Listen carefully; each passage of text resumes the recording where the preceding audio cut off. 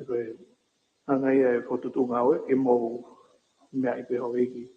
Ko hika ngahi ngā ke he o hanga mai i he tonga tau moi. E koe ki he kāke, hoka tono lau mai mātunga pika wha.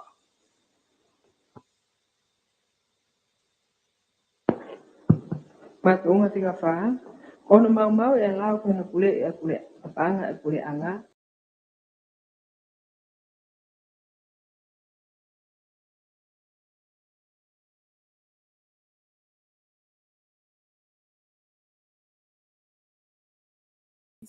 E whakapapau ke malui, e temnitis ke whare alea i loto i aho i wavalu, e kapau upu ikai ki ngā ue e whare alea, i kamataanga o tō whare alea hono hoko. Nei ha e whamatara patseti ki he tau whapaanga, wanoa wa tolu, wanoa wa wha, te pile a nima, ngahi no o malui e pule anga ki he aho tō noa sune wafi wa tolu, pes valtaha, a malui no ai kautaha business tonga e taha, whahingoa heni ko kautaha X. Ke malu i ngongo e kautahani. O whiunga mo paanga e 1.5 miliona. Ko malu i no e kautah ko ini. O te ke ripoti mai e pule anga ke whare area o whatatau mo i lau pino pule i a paanga e pule anga. E whaha i mai ai uhinga o malu i ai no e kautah ko ini. Pea moa ngai whakaiki ki ha mea ne maratu ngai honotari. Ke malu i ai no ko ini e pule anga o kawai e whakaukau. Pe o iai ha koloa malu i whiunga ki he no ko e ni o kawai ai lahi o ngahi mo ua kehe ai kautaha. O malu i ak ai koloa tatau. Kawatuai pe mono lahi o tau o malu i ai e pule anga ai no ko e ni. O mahino o ikai tokanga ai pule anga ki hono tau hi me lao ke malu i ai paanga ai whonua. O nau tau hi e malu e konistu tone mo lao ki hono pule i o paanga ai pule anga. Te pehe ki hono whatongia ki tariui ki whare area o whatatau mo kupu ni mataha kupusi uraki o konistu tone o tonga. Koe malu i o no ai kautaha X. Koe tāna ki maia ki he no ai kautaha business e taha o nau whelave i whakahingoa heini ko kautaha Y. Ni whakahu mai e pule anga i he ahua nima si ulai wafi o wawa ki whare area. O watu ahono tatau i he whamoon uraki i lalo. Ke tari ai malu i e nau no. Koe no ko e nina e whiunga mo paanga e 5.9 miliona te ke malu i he tau e ua. Te koe no i pange langa whakalakalaka atonga o pā i whamooni uraki i lalo o ngahi mea koe ni. Nei tari e kabineti ai malu i o no ai kautaha wai e au tahataha o me wafi o woa te whakahu mai ke whare area whelave i mo fie mau i kuptotaha kupsi iua ke malu i no. O pā i he lao ki hono pule i a paanga e pule anga e ahua nima si ulai wafi o woa. O whiunga mo i paanga e 5.9 miliona e whakatoa e no o malu i e pule anga. O whiunga e paanga malu i a kautaha wai mo i paanga e hiva miliona ma hiva mano fituafe te au wanoa o kau ki ai ngahi malu i me ngahi tau ki mua te kai ha malu i kehe i ato noa o sune wafi o woa. Na whakahoko e lea pau ai kautaha wai mo i pangela ka whalangalaka atonga TDP e au taha hiva o me wafi o woa. O tau e ua ai malu ino ai pule anga, pe mahina e ua wha ke whakakakato e kautaha wai, ai fie mau ai whare pa anga ke totongu whakafoki ai. Te au tokoni ai TTP ki hono toi whotu utu ufo ai pa anga hu mai ai kautaha wai. Ko totongu tupu guaranteed fees ki whare pa anga, ki hono malui ai no ko ni ai kautaha wai, o peset e noa ko nima. Pakatatau ki he mahu inga o lahi ai no o malui. O whiunga mo i paanga e taha 5 miliona o mahu inga o koloa e kautaha wai o malui ak ai no i TDP. E tokoni e pule anga ki kautaha wai e tokoni whale i whakateknikale, whakapisnisi o whakahoko e whare pa anga. Na e whakamoone e whare pa anga mo i TDP i e tohe whakapapau, guarantee agreement, ke malui e pule anga ai no. Ko e tau mua ai malui no e pule anga, ke hoko ko e taha o ngahi investmenti kuotari, approved investments. Ke tokoni ai bisnisi ke oa e mate, ke uhi ko tain whai ngata, te au mahu inga ke kau ngā ue, o laka hake i he toko wanga fulmani ma, mo ngahi lele ke ki whonua. E whamatara pateto e tau whapaanga wafe wa tolu wafe wafa, o pai i te pire anima, ngahi no o malu e pure anga ki he auto noa sume wafe wa tolu, pes panguful mataha. O te kia to tong whakafok hapaanga ia e kautaha X mo kautaha Y ke pangkela whalakalaka o tonga e tau whapaanga wafi woa wafi watolu. Ia ne tu pehe ai no ko ni o klahi e whainga maari e to tong whakafoki e pule anga ai no ko ni.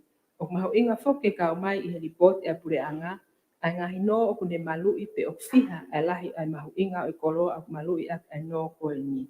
Te pehe ke lahi o ngahi mo ua o malu i ake ai koloa tatau. Pe e lawa ke totong whakafoki mai ai paanga e pule anga. Ka pau e fie mau e TPP ke totong e pule anga ai ngahi no ko ni o kune malu i.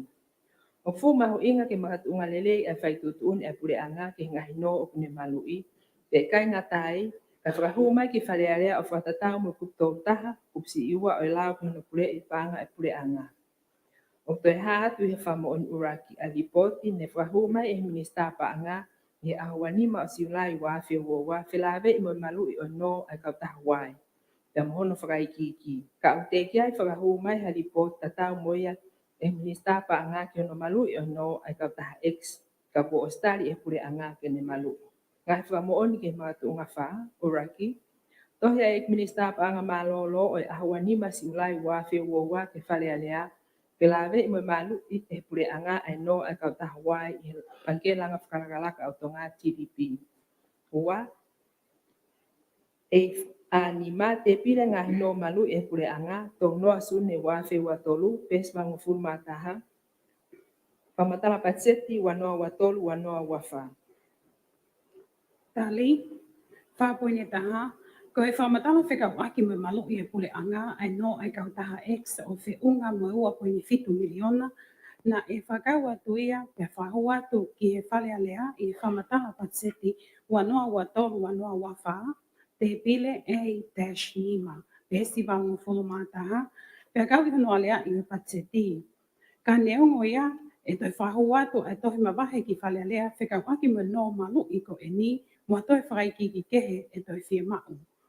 Whamo o ni, taha whaloma, whamatala patseti wanoa watolu wanoa wafa, te pile A/Nima, pesi wangu fulu mataha. Matuunga ni ma. Tai pau mo tai whalalaanga e tutuuni e pure anga, whilawe mo i tutuuni ngawe policy. Ke whakalele o hakataha wakapuna whakalot whanua, pe o ata ki hakataha pe o whakatangata. Nai whakaha e minista ke ngawe lalahi ke whalearea, e ahono Februari wafe watolu, lolotonga hono talanga e fie mao ki ai kautaha Real Tonga, ke mao ha ane laisen ke whakalele ha ane kautaha wakapuna whakalot whanua, one pehe, koe policy, ko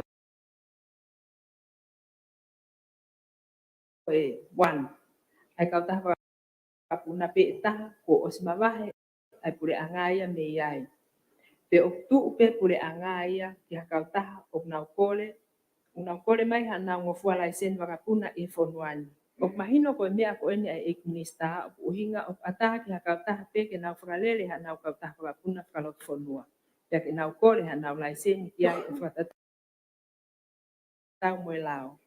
Kana imagino me whamatala a te bitapalu, koe tule a kau taha whakapuna Real Tonga, nei ha i he newspaper koe talatala noa, i he aho, o ha i he whakamooni whikatolu i lalo, o ne pehe, nei mai ai tohitari me he pot ngawe ngawe lalahi, ke nau tohi kole ke halaiseni ke whakalele nau kau taha whakapuna whakaloto whonua Real Tonga, o whakahange, o whakaata e puri angaia ki kau taha pe ke whakalele ha ane kau taha whakapuna, ke puna whakalot whonua, ka o whakatangata pe ia ki kau taha o nau tu i tongani.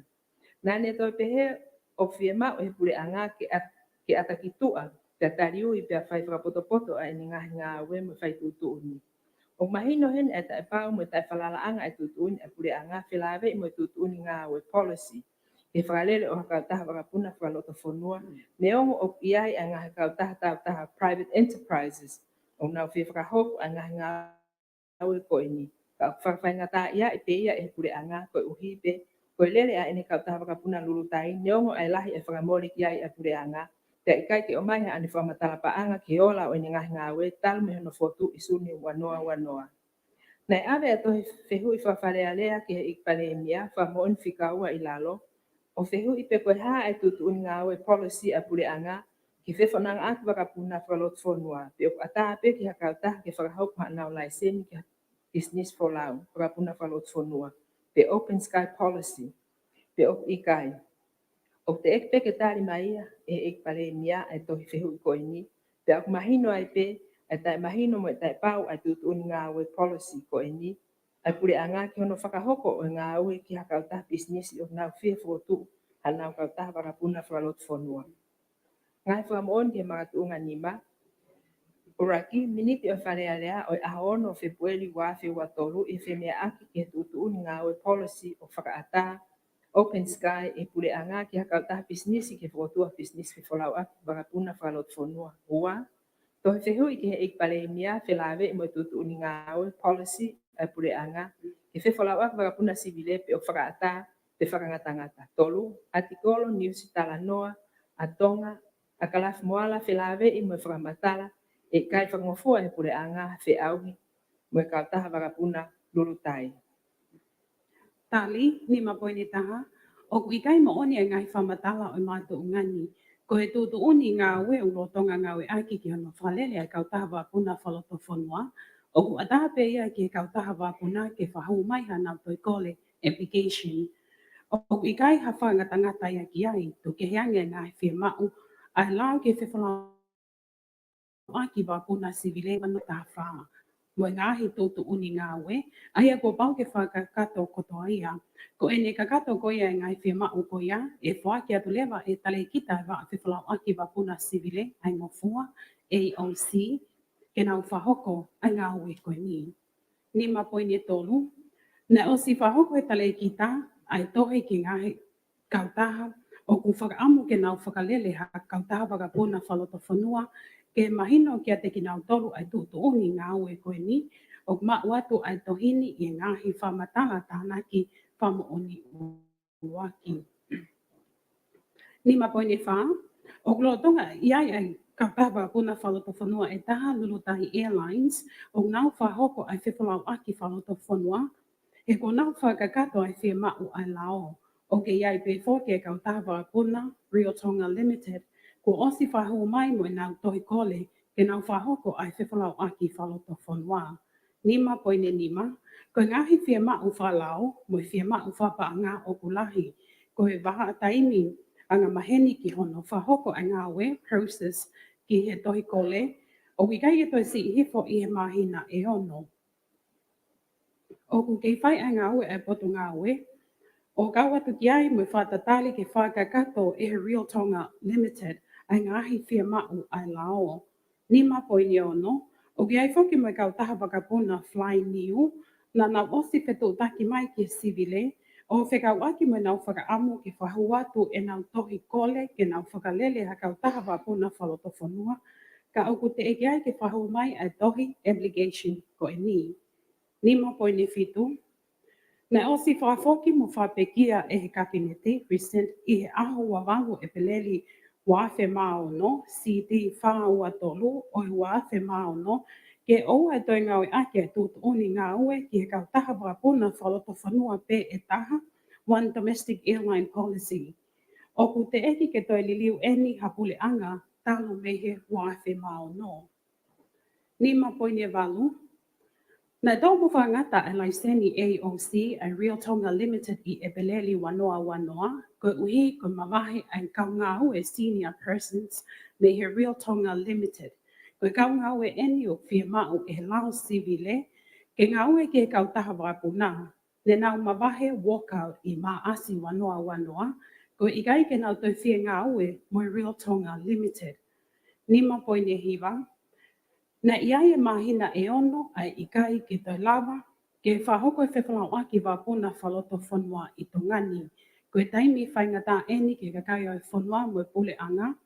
Tau te whito ke ngahi whalau ke ngahi whia mau whawhale mahaki, mo ngahi mea whatu upake, emergency response, pia pehe ke teo koia ki e COVID taha hiwa.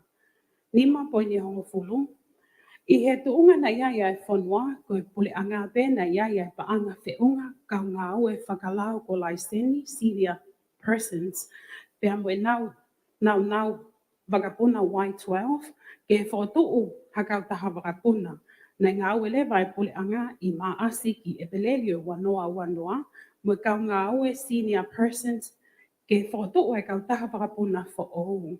Nai kai whoki ke kau a senior persons ki he, e kau ngā ue senior persons ki he Real Tonga Limited.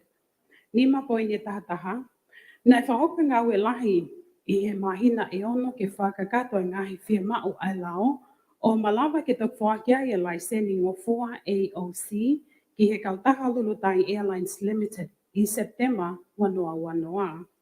Ni mapo I ne tahawa, nai whahua whai kautahani e tamatu I ki tupo ono I a kosi wanoa koe Lulutai Airlines Limited.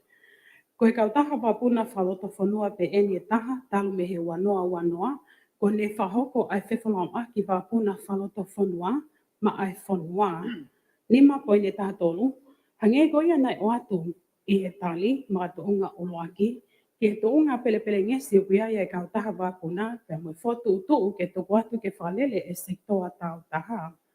Koe tu ke ka hau ke hoko atu pe ai ngahi fotu utu ke toko atu ai ngahi ngau e pule anga, ki he sektoa tau taha o kawai e kautaha Lulutai. I he ene pehe o ke mahu inga I pe ai tokoni pe mo popo ai pule anga, I he tamua ki ke whahoko ai se vesi koe ni, ke tokoni ki he kakahi o whanua. Whamo o ni, uluaki whaloma, tohi ai tali kita ki he ngahi kautaha unau whakaamu ke whalele ai kautaha wapuna whaloto whanua. Ua whakaloma, koe whanonongo ki ono whao ai ngawe aki ai ngahi tutuuni anga maheni, aia ko whakamawhai e kopu whanua o e lao ke whewhalau aki wapuna sivile, wanoa taha whārang. Tolu whakaloma, whataun lea, whakatonga, ki he tohi e tale kita wa whewhalau aki wapuna sivile ki ngahi kautaha wakapuna o e aho wahiwa maasi wanoa watolu. Whakaloma, tohi me he sekretari ki he kabineti o e aho uwake September wanoa watolu, o whapapau I e tutuni e kabineti whika wha watolu o e aho wawalu o e peleli wa whemao no. Pātonga whikaano, I kai ata ki tō ai whai tutuni whika waki mo e hopo, Spoti Pasifiki o I kai iloai, e koe whihai na tatongi ki kau ngā. O mātua ki tai whawhi maarie, ai whonga hanoaria I ke whirotoi whapuripuri ai hopo I e Spoti Pasifiki, ai e na tukuangi mai I hao ngongo ki tua ai pure angahe a tātolo a topa wanoa ua. O mau whawipiki atu heni ai tatau whapritania na tukuangi mai mohono riri whatonga. Ko ka veinga koe ni nai hopo I ai e pure anga tonga, lo tonga o kei paremia maroro, kua Crispo Hiva, ka na I kuna I e pure anga tonga. Koe ni ko mariu e pure anga lo tonga whahoko e rea whapuripuri, ke tatongi e pure anga tonga hapa anga ki hopo na lo tonga I kuna I. E tapui ke ua na ilo e kakai ki e lahi e paanga ne totongi. Koe haa na whangatokua e hoponi lo tonga ia na I kuna e pure anga. O ku haa mai koe whahinga fōu ngaini o ku kai totonu ke te asi I e kōnga civilaise o ku malanga iai ai ata ki tua mo e tariu I ke kakai, e tapui ke ilo e kakai ai lahi e paanga o ku nau totongi ki a kautaha na e fōi I a hopo na nau e kei. O mātua ki tai whalalaanga ai pure anga, I he nau whaata hare a pau ke heni.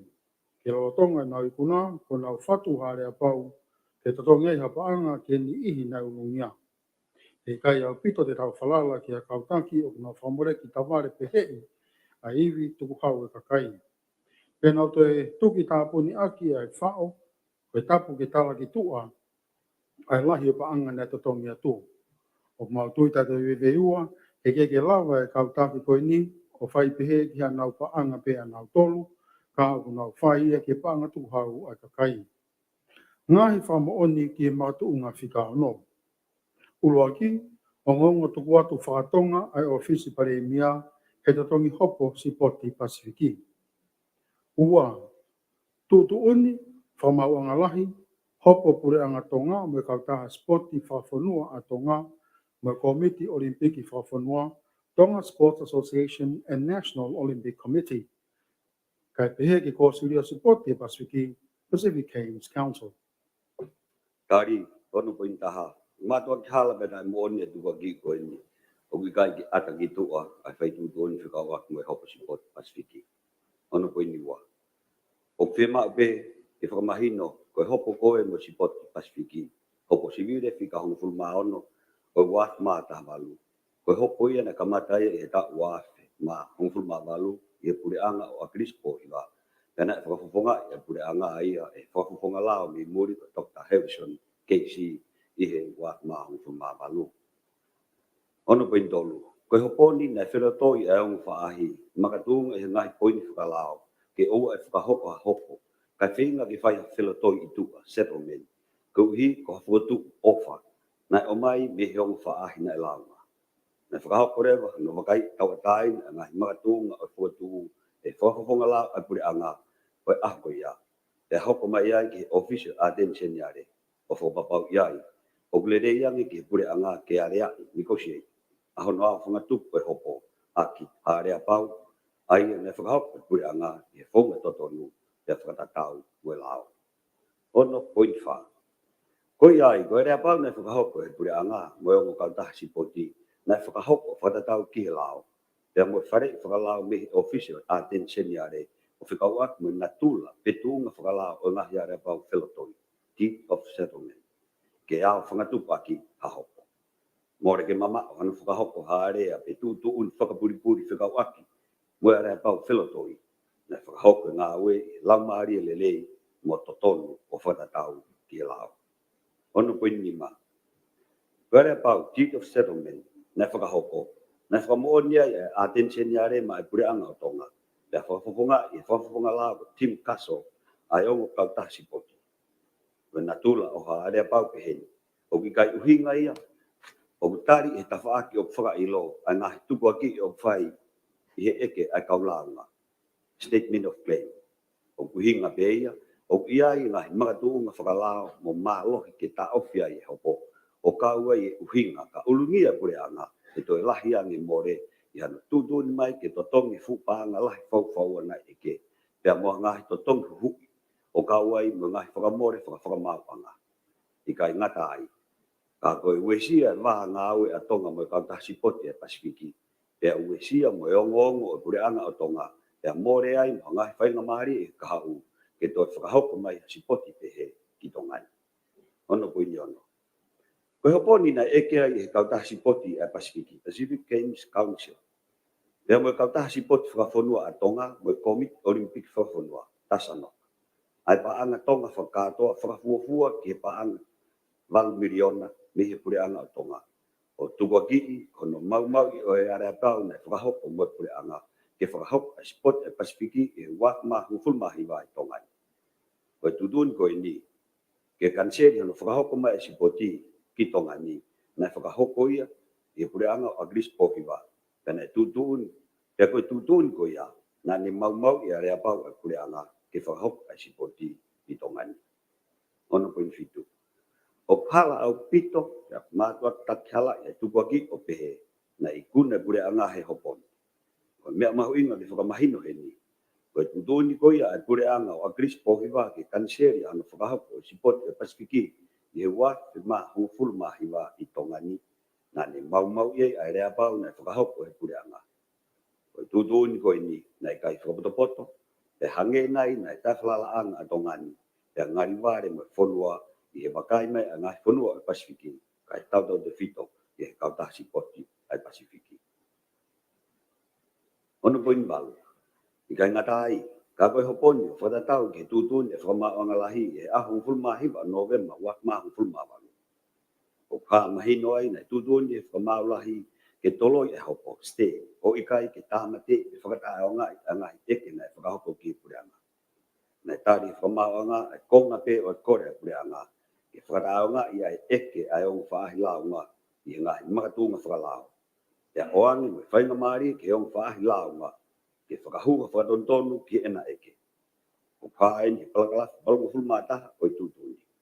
Kana kai uhinga ini ko ikuna i pureanga ai hopo.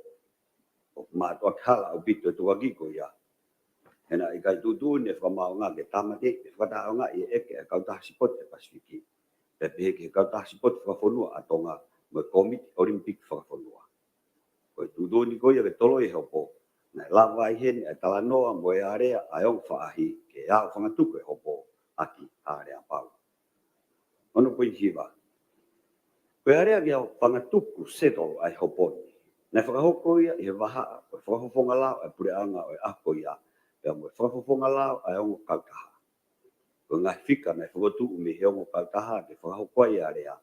Nei fu matu aki holo au pito me he ngai whika whakakatoa o e nau eke. Koe le re ia o area pau ke au whangatuku haupo I whelotoi.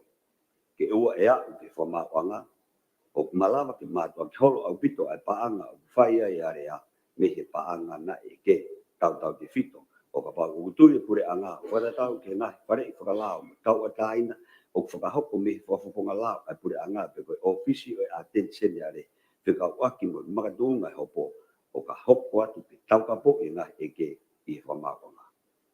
Na whinga au pito ofisi o attention yare pe mo whafonga lao nani whafonga e pure anga o akris po hiwa I ono whakahoko hawakai tau ataina ke ngahi mooni pe makadunga whalao o eke ai ong whaahi. Pea whakahoko ai ono whare e pure anga o pule re yange ke whai hawhelotoi I he area pau ke whakahoko he totong whakapotopoto mo whiunga ki he ongo kautaha. Ko hi, ko ngahi mau na whakahoko he no mau I he pure anga ai area pau whakapaku o sipot ai Pasifiki I he wak mahang fulmahi wa. O au whangatuku aki ai hoponi. Ono poini hong fulu. Nei kai ki tai whalalaanga tu donia pure anga whika waku area pau whelotoi nei whakahoko I hopo sivire whika hong fulmaono oi wak mahang fulmawana. Wola wita umaien te anga maheni akpe a hon whakahoko ngai whelotoi area pau peheni settlement I ngai hopo o pehe attention yare o ikai hamagatunga whakalao pe uhinga lelei ki tau kapo I ngai whakailo pe eke o tukwa ki pure anga. Whaunga ngā weni po whakahoko mai o ikai pure anga beko ni. Ka koe ngahi pure anga kimua. Pea ikai hamea ai whakapuripuri o harea pau whelotoi deed of settlement o iai kono ngahi kupu. Ai o tuhu I pau mai ai. Ikai ngofua ke tuku atu e whakaiki o area pau ki tuka. Pe ata ke tuku atu e whakaiki o area pau ki hato e taha. Tuku kehe pe ai ngahi whakaahina e whakamooni I area pau. O ka weni whika te paanga whakatoa nei whelotoi I ongo whahai ke totongi. O au whangatuku ake hopo I he waha o ongo kautaha. Te mo e pure anga. Te o ka pau e mau I kupuni e malawa ki whakailo e whaahi. O kune mau I area pau. Ono koe ni hongfulmata. O kia I makatuunga mo I uhinga whakalao na I kai tuku atuai e pure anga ki tua ai whika mo e kotoa o e paanga nei totongi pure anga ki ongo kautaha. I hopo sipot ai Pasifiki. Kono uhinga e whakapapa I he pure anga ai lao o kuni hai at ai area pau ai ong whaahi. Ke o e mau I area pau. Na whai whakailo whakau atu mo pure anga. Kono tuku atu e ongongo ki tua ai pure anga I aho hong fulma tolu o ka topa wahma o fulma ua. Kung le whakahai ai o I kai fufu I he pure anga hamea whakau atu mo hopo koini. Kako mea ki he paanga nei totongi ki he ongo kautaha.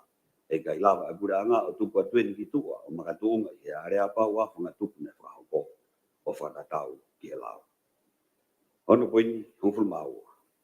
Kung mahuingo ki whakatoa ngai nei eke he ongo kautaha si poti me he pure anga tonga e paanga tonga e 2 miliona. Kai kehe, koe whakatoa e paanga nei totongi e pure anga tonga ki he ongo kautaha si poti I he area pau whelotoi, deed of settlement. Nai kai, ke o fia ki whika koe paanga 2 miliona. Koia I nei whakahawhia e pure anga halau miliona nei mei more o ka pau nei whakahoko ai hoko. I taimi ta tau be, o ki kai ke more ai whainga maari o tonga ke ne tataki host. Hato sipot ai Pasifiki I e kahau. Ono koe ni hongo whumatolu.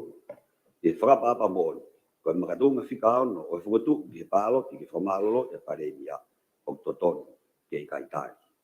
Whamoni, longa taha, o ngongo tu watu, aho fulmatolo o ka topa wakma o fulmaua.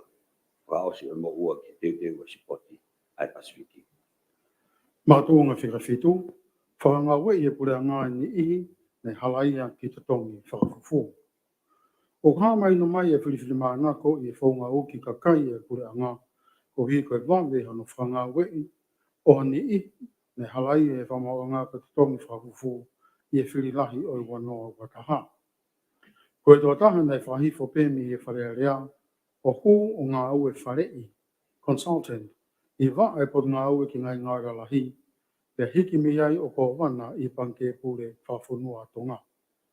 O kutotu une kupitaha tolu, o e lao ki e panke pure whawhunua tonga o kāti lalo, he kegi ngā ue ataha ko tare kita panke pure, ka pau ko ni oskalaia ki a hia o kukau ki tai whaitotonu.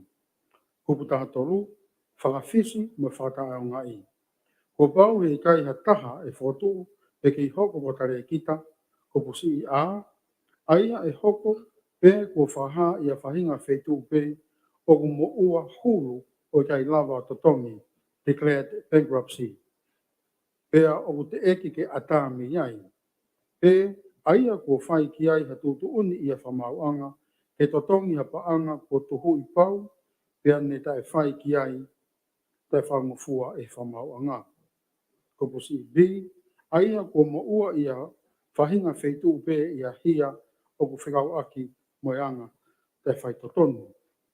Neo ko ko wana o wikai ke tare kita, ka ku kau ia he poate kau tare kita, i hono tu unga ko wana. O kau i he whaitutu uni, ai poate kau tare kita, hange ko ne ha he lau. Aia ko lau maari o e lau, ke aua e kau hakakai pehe i he poate, ka ku whaata ia e pureanga koe ni. Ngā he whamooni ke mātu unga whika whitu, uloa ki. Fotu e tonga e ko wana panke fo'ou, wa tolu ti sema wa noa wa. Ua, toni he puranga Australia ka taha whakapuna rurutai, tolu Februari wa noa wa tolu. Tari fitu poni taha. Ukai moni e mga tuonga ko ini, e ukai ke kau e pure anga, ke whakahoko tūtūni ngā ue e poate e panke pure.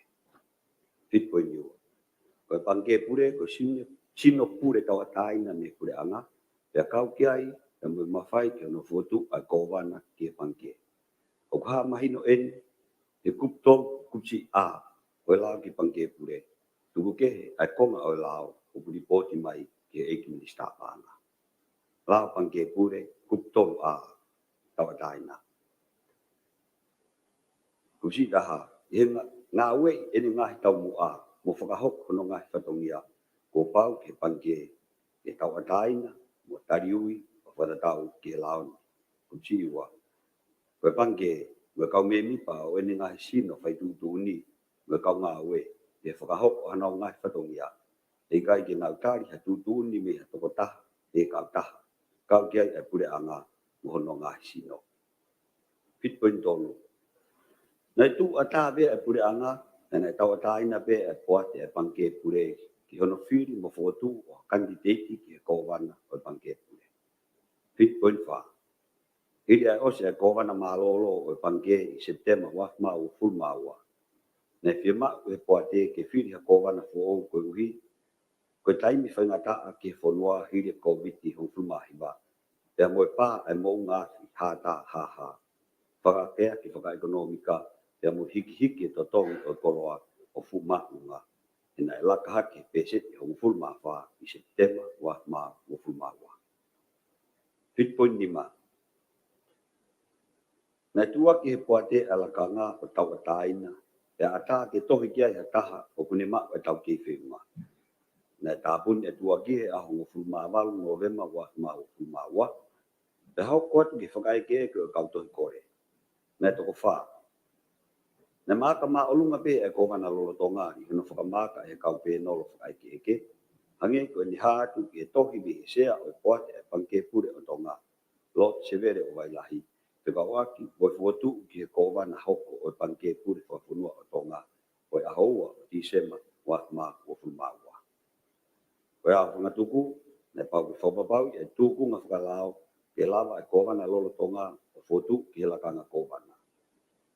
I uhinga whakalao, ne tari he poate e whare i whakalao ke he e ua, o na whakatou whakamahino, o ata, e whakalao ke fu, whakatuu, ai kōwana lolo tonga, koe kōwana o panke pure. Pitpoint nio no. Nei whakahok, Ai o ngongo tu kuat o pangke pure ke ngahi mau ang fongatala ko tari no futu ko wana lo tonga ko wana fo ko pangke pure. Pitpon fitu ko ngahi ui nga eni ne mga duungai ngahi fare I whakalao. Ko hopo whatonton simire ai hopo he whiri whare area wa mau fuma taha ke tukuange ai sea ko whahofonga tonga tapwha na ikai ka hopo hia. Ko hui na ikai ko hopo hia na ikai ke whakamau I ke tūkunga pau mo tai toi vei ua beyond reasonable doubt ai ngahi whakamooni e hopo kana e whai agi pe ai ngari o mooni laka hake pe se te ni mangfona. B. Ko hui ko foi a candidate ko wana I hopo sivire.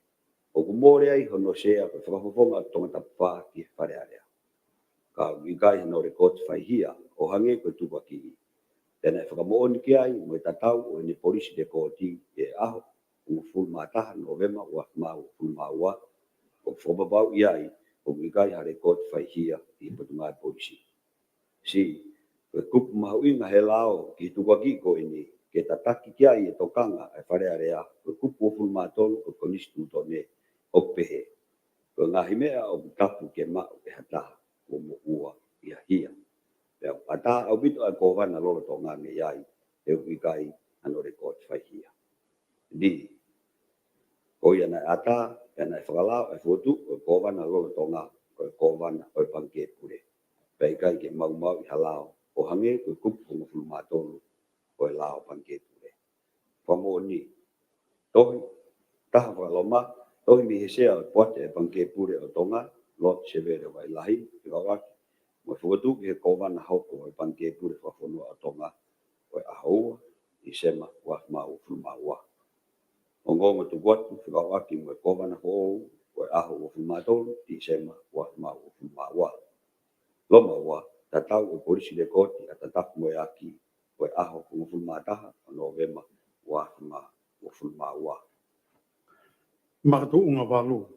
Ko hono whiri ka kai ki e lakanga ko e tare kita I ngai poa te pistis e pureanga o ku whiri e minista me kabineti o e kai te tu waki ke ata ki tua pea ke ata ki ataha pe he whanuani ke tohi ki ai o wharatau ke tau kei o e tunga whaako o ku mau pea kune whanau I e whenga maarie ki e whiri maanako. Ko hono whiri ka kai ki e lakanga ko e tare kita I ngai poa te o ngai pisnis e pureanga na ngawe mai aki e ngahi pureanga ki mua ai whaunga kono tu waki I re te omo newspaper ko ri ke ata ki tua, transparent, pea ke ata ki ataha pe, open the opportunities for everybody. I e whanuani o kune mau e tau kei, ngā ue mo tuunga whakaako o ku whi mau. O tok whailewa whai ke pe interview, ai kau tohi ki lakanga tare ki ta, pe mono whiri ki nau tolu o ku tāu.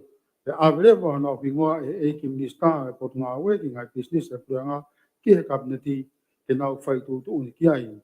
Te mohono tāri ki nau tolu ke whotu ki lakanga tare ki ta o ku nau tohi mai ki ai. Koe pureanga lotonga o ki kai ki nau toi tuaki ki nau tolu e ngai lakanga tare ki ta I e newspaper pe re ki o ke tohi mai ki ai kakai e whanua. Kai Filipe ia e minista e potu ngau ki ngai business e pureanga ai kakai ki lakanga tare ki ta pe awe ke kabineti ke nau whai tutu ni ki ai. Koe whaunga eni e whaingofu ai e whiwhiri manako pe e kai ngata ai ke mau ai kakai whi unga I e tau kei mo e whaitotonu ke whahoko e whatongia mau inga koe ni ki ngai business e pureanga ka koe koloa ai kakai e whanua. Ka ko tauhi whase tuata e pureanga.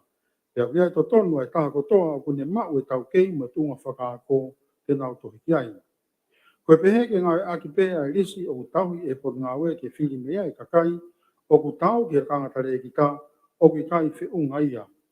Koe wakai ki e kakai o ku nau tare ki ta I ngai poate I he taimini. Uiai ni ihi o ku whakawhiu ia pe neanga whewhe hono whiri ki nau tolu. Te wikai ke nau mau e tunga whakaako pe mo e tau kei ngā ue ke whahoko le rei e whatongia tare kita I e poate ngai business e pureanga. E pēni I o iai e nau business e malawa ke hoko hata e whaitotonu. Conflict of interest, the corruption, i hono whakahoko na whatongia i poate.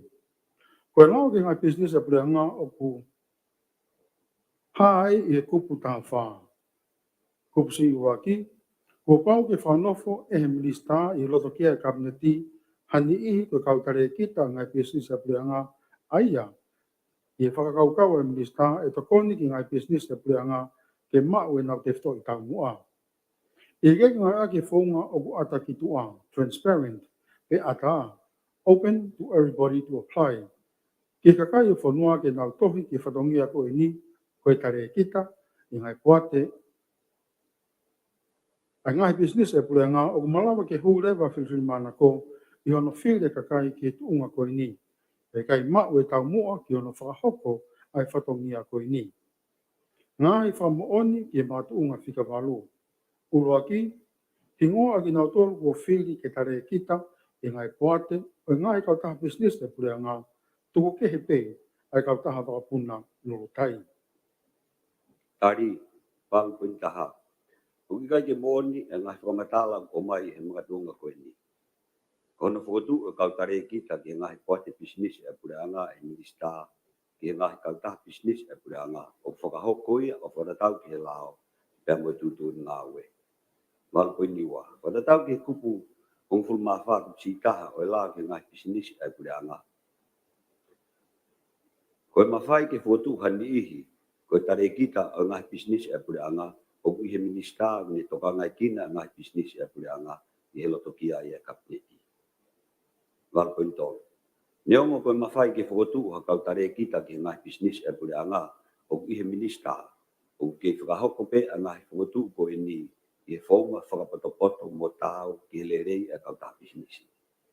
Wal koe nwha, e hene pehe o whakahoko hano wakai lelei, o ni ihi ke whakotu tare kita o whatatau.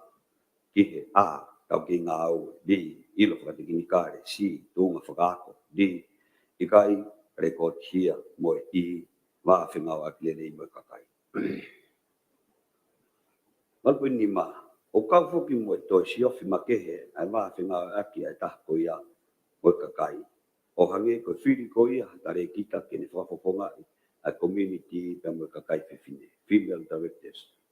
Ka koe mea mahu i ngā taha he whakahoko o ngā whuatu ko e ni.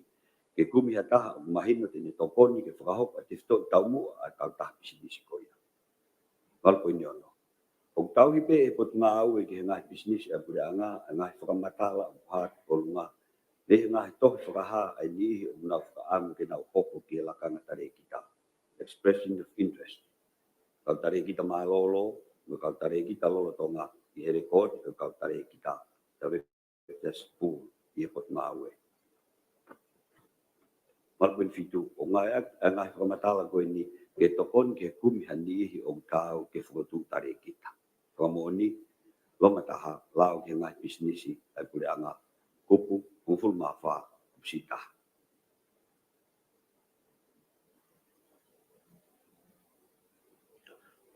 Mātuunga ki wā. I kai whalau e whotu tare kita i e poate e panke pure ato ngā. Koe kupu ngufuru e lau ke panke pure whawhanua ato ngā o ku haa ai. Kupsi waki, kua pau ke minista i roto ke kabineti ke ne whotu ha kau tare kita e nima ki e poate. Tuke hea ko wana mo skritari ki e paanga pe ko hono whetongi e whotu e minista pe e whiri minista ha sea mo tohon sea e poate. Kupsi ua, e hoko e ko wana ko ha mea mipa, ka e kai hoko ko ha sea o poate. Iene pe o i loto i e poate o kautare ki ta e tō tahana e halaia, i tai whaito tonu ko te tongi whaafufu. Nei tō ono sea i e wharerea kai tāria i panke pure ai whanua. O te tonke mahina lau maaria o e lau e panke pure whaafunua tonga. Aia kono ta ofi e kautai whaito tonu, o te nau huo whaito tuuni, mei he ka whenga paanga e whanua. Ko iai nei hala no whanga ue i tō taha koe ni, he nei hala ia i te tongi whaafufu.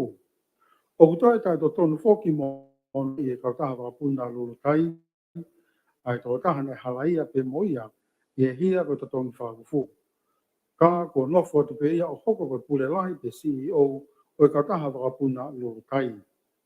O mau toi tui O mātua ki ta whapotopoto o na whangawe i o ngatare kita i pote pange pule atonga. Hiri ko ia o iai na whilawe i mo o kautaha whia awea ki paanga. Patau ki kutatoru e lao ki pange pule whawhanua atonga. Te kai mafua ke hoko hataha ko hatare kita. Ka pau o iai hane kaunga whakahanga tonu, e tai whakahanga tonu, kia kautaha whapaanga.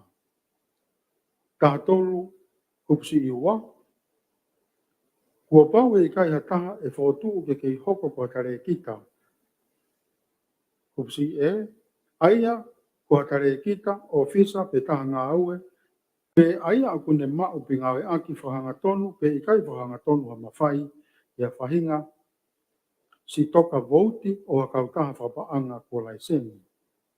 O tatongi whapotopoto o pito e ngawe prea ngā, he o whaingofua ke hiki e ataha ai laiseni o ha kautaha kia hingoa o ha taha kehe, ka ne kei pure i atu pe me tua, au no whakarere tau te whito ka pau e asi, koe ni i o laiseni ai e kautaha, o ki kai ke nau mau ha tau kei, he koe taha tau kei ia, o ku i tua ia he kautaha. Koe whahinga whaitutoni halaeni, o tau ke matua ki toka ngā pita pua ngā ke ua hoko. Ngā hi whakamoa ni, ki he mātu unga whikahiwa, urua ki. Whakamatala e newspaper kaniwa, aha wano e peleri wanoa wawua. O haa e kau me mipa e poate e pange pule whawhanua tonga, ki e whipakipaki e mawhai e ala hoko, ko hui ko ngotare kita o iai e na whilawei mo e pisnisi kalafpaanga. Tari, iwa puintaha. Nai whakalao e ngā aue katoa ki whutu tare kita e poate pange pule. Iwa puiniwa. O toi o hake peheni e tukua ki ka tau ko o hake te atari he makatu ngā whitu. Ka au tānaki mai ki tukua ki ko e ni, ai taha e kau tare kita e poate o piai a e ni kau taha whakapaanga. Ea mau e kupu whumatolu kupsi iua, lao ki pange pure whawhanua o tonga. Iwa puintolu. O mau ni rekote e ofisi o minister paanga, ai whare i whakalau ni attention i are ki e minister paanga, o aho o fulmaon, e peleri wa mau fulmaua. O kuni whakamahino pau mai, o ikai ke mau e kupu fulmatol kupsi iua o e lao ki pange pure whawhanua o tonga. Ea o kuni whakapapau i, ai tūpunga whakalau whikau aku me tukua ki hala ko e ni o anga peheni. Kono fotu u tare kita pe mo shea he poate pange pure o whakalao pe tonu mo tau ko uhi ko ni ngā tau ke mo ilo ngawe. Bi ko tare kita e pange pure o ikai ke kau ki halakanga tare kita te mau inasi ki kau taha paanga o tukua ki ai. Neong o ia i kau taha paanga o tare kita mo mau inasi ai e kau me mi pahano whanui. Si e lava peke whakamahal ka ikai whakamoon hanga tonu o piai ha ne kaunga to tonu e tare kita e whai kuturi ki kau taha paanga hono whanui. Di, ne whakamahino me pange pure, ko pau ke tare kita katoa pe, ke ne re sisita ki mua he whakataha poate katoa pe, ka pau o iai ha ne whakau aki bisnis pe kau taha e whepaki mo hono whatongia whakatare kita. Ko whaunga eni ke whakapawau, o kure sisita hanga himea tenel malawa ke ne uesia whatongia whakalao o poate. I, o whakalao e whotu o kau tare kita ke poate o pange pure. E tau ataina e ngā ue whaitutun e poate tare kita pange pure. Kai kai ke mau ki halao. Whamooni. Longa taha lao ke pange pure whawhonua o tonga. Kupu fulmato kupsi iua. Wahe. Fulmao no pointu fulmaua. Loma ua, whare i whakalau me a densen ia reke e minister paanga he aho fulmaano e peleri wa mau fulmaua. O kuni whakamahino mai, o ikai ke mau e kupu fulmaatol kupsi iua lao ke pange pure whakawhonua o tonga. Mātu unga hanga whuru. Mau i pura ngā e kupono e koni stutone ke tauhi e sāpate ke maoni oni. A ke whakahoko he sāpate ua, ai ngā ue e mai whakapuna o hapai, ko ngā ue bene ala toroi ke whakahoko i a aho kehe. E whao ke wharearea launga me vai whanua hapai, he a ua whito sune wanoa watoru. Whekawaki mo e whakahoko e ngā ue i e sāpate hoko e ua. Koe konga e whakarerei ke malai whakapuna o hapai. Koe ngā ue a sāpate na e whakata ia e ki minister polisi. Ko kupone ko ni sutone tutun ke tau sabate ke ma ne ta ngata tu ke hono fai nga ue o fara tau ke lao. Ko lao ke tau ke mau i ngai fitu fapulanga o kuna tapu ia ha nga ue langa pe i kupuono kupusi uwaki kupusi si ka i kupuono kupusi fa kupusi ji o kuna whangofua a ko ngawe si vile i hono whalele o malai wakapuna ko ngā ue o kai te ala toloi. Pena peherewa koe whaata e pule anga ai ngā ue sāpate i e kupu koe ni. Koe ongo kupu koe ni o kuna ke pe. Koe kupu ono, kupu si uraki, kupu si, o kuhinga ia ke tapui ai ngā ue langa, ka koe kupu ono, kupu si wha, kupu si ji, o kuhinga ia ki he whakaawa malai wapuna i ao sāpate ki e tō mai wapuna. O tu whenga ia ke tapui e kupu ono, kupu si uraki, kupu si, ka whangofua ai ngā langa e kupu si ono, kupu si wha, kupu si ji. Koe ngau ne whauka a sāpate, koe ngau e langa ia uku tapui e kupu ono, kupu si uraki, kupu si, o maumau ai ko nistu tone. Te taimatau ko ngau ne whahoko, ne ala tolo i pe ia, te whahoko ia au kehi, he koe ngau e langa. Iene pe e oku mo oni ai e launga ia kakai o hapai. Ko ngā langa ko tō pe o whapaanga e atokoni me mori toners, ko pau ki nā taronga fua ki ngai lao e whanua, ko hika nau ka mau maui te nau ngari vare. I tainda tau na tai whalao, o takala i e pure anga e whalerea i e whamatala ki ono whaunga fua e ngā langa i he malai wapuna e au sāpate. Ni te whalerea, ua fitu, sune, pesi, whaono ki ono loa. Ngai whamooni ki makatu unga whikahonga furu, ulaki, me te wharearea, ua fitu, sune, ua noa ua toru, pēsi whāno ki ano noa. Tari, kung full point taha. Ui kai mooni a ngai whakamatala o pehe nei mau e pure anga kupuono ko institutoni o tonga, ak e tutun e pure anga ke whakahok hanga hi ngā ue i a sāpate i mlai whakapuna hapai. Kung full point taha. O kumahu inga ki whakatokanga iangi, o whakangofua e kupuono kuchi iua o e lao ki tau ki o mau i ngā hitu whakapure anga. Wahi fitu poini noa ano. Ke whakahok hanga au i a sāpate, o ka pau koe mea kuia, koe mea whakawhokwha, ai a koe ngā aue na e kai ke ala tuku. O kukau ai patu ngā aue singire, o whakatau, ke kupuono kuchi i wha konga chi, o e lao ki he.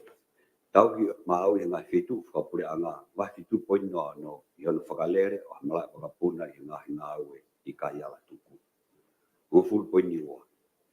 Na whakahoko pe a kore whare i whakalao me he official attention iare a pure anga. Ki mua pe a whakahoko a ngahi ngāu ko ini. Ke whakapapau i o whakalao pe a ngāu ko ini. Na whakapapau i mai pe e whakahinohino lao seniare.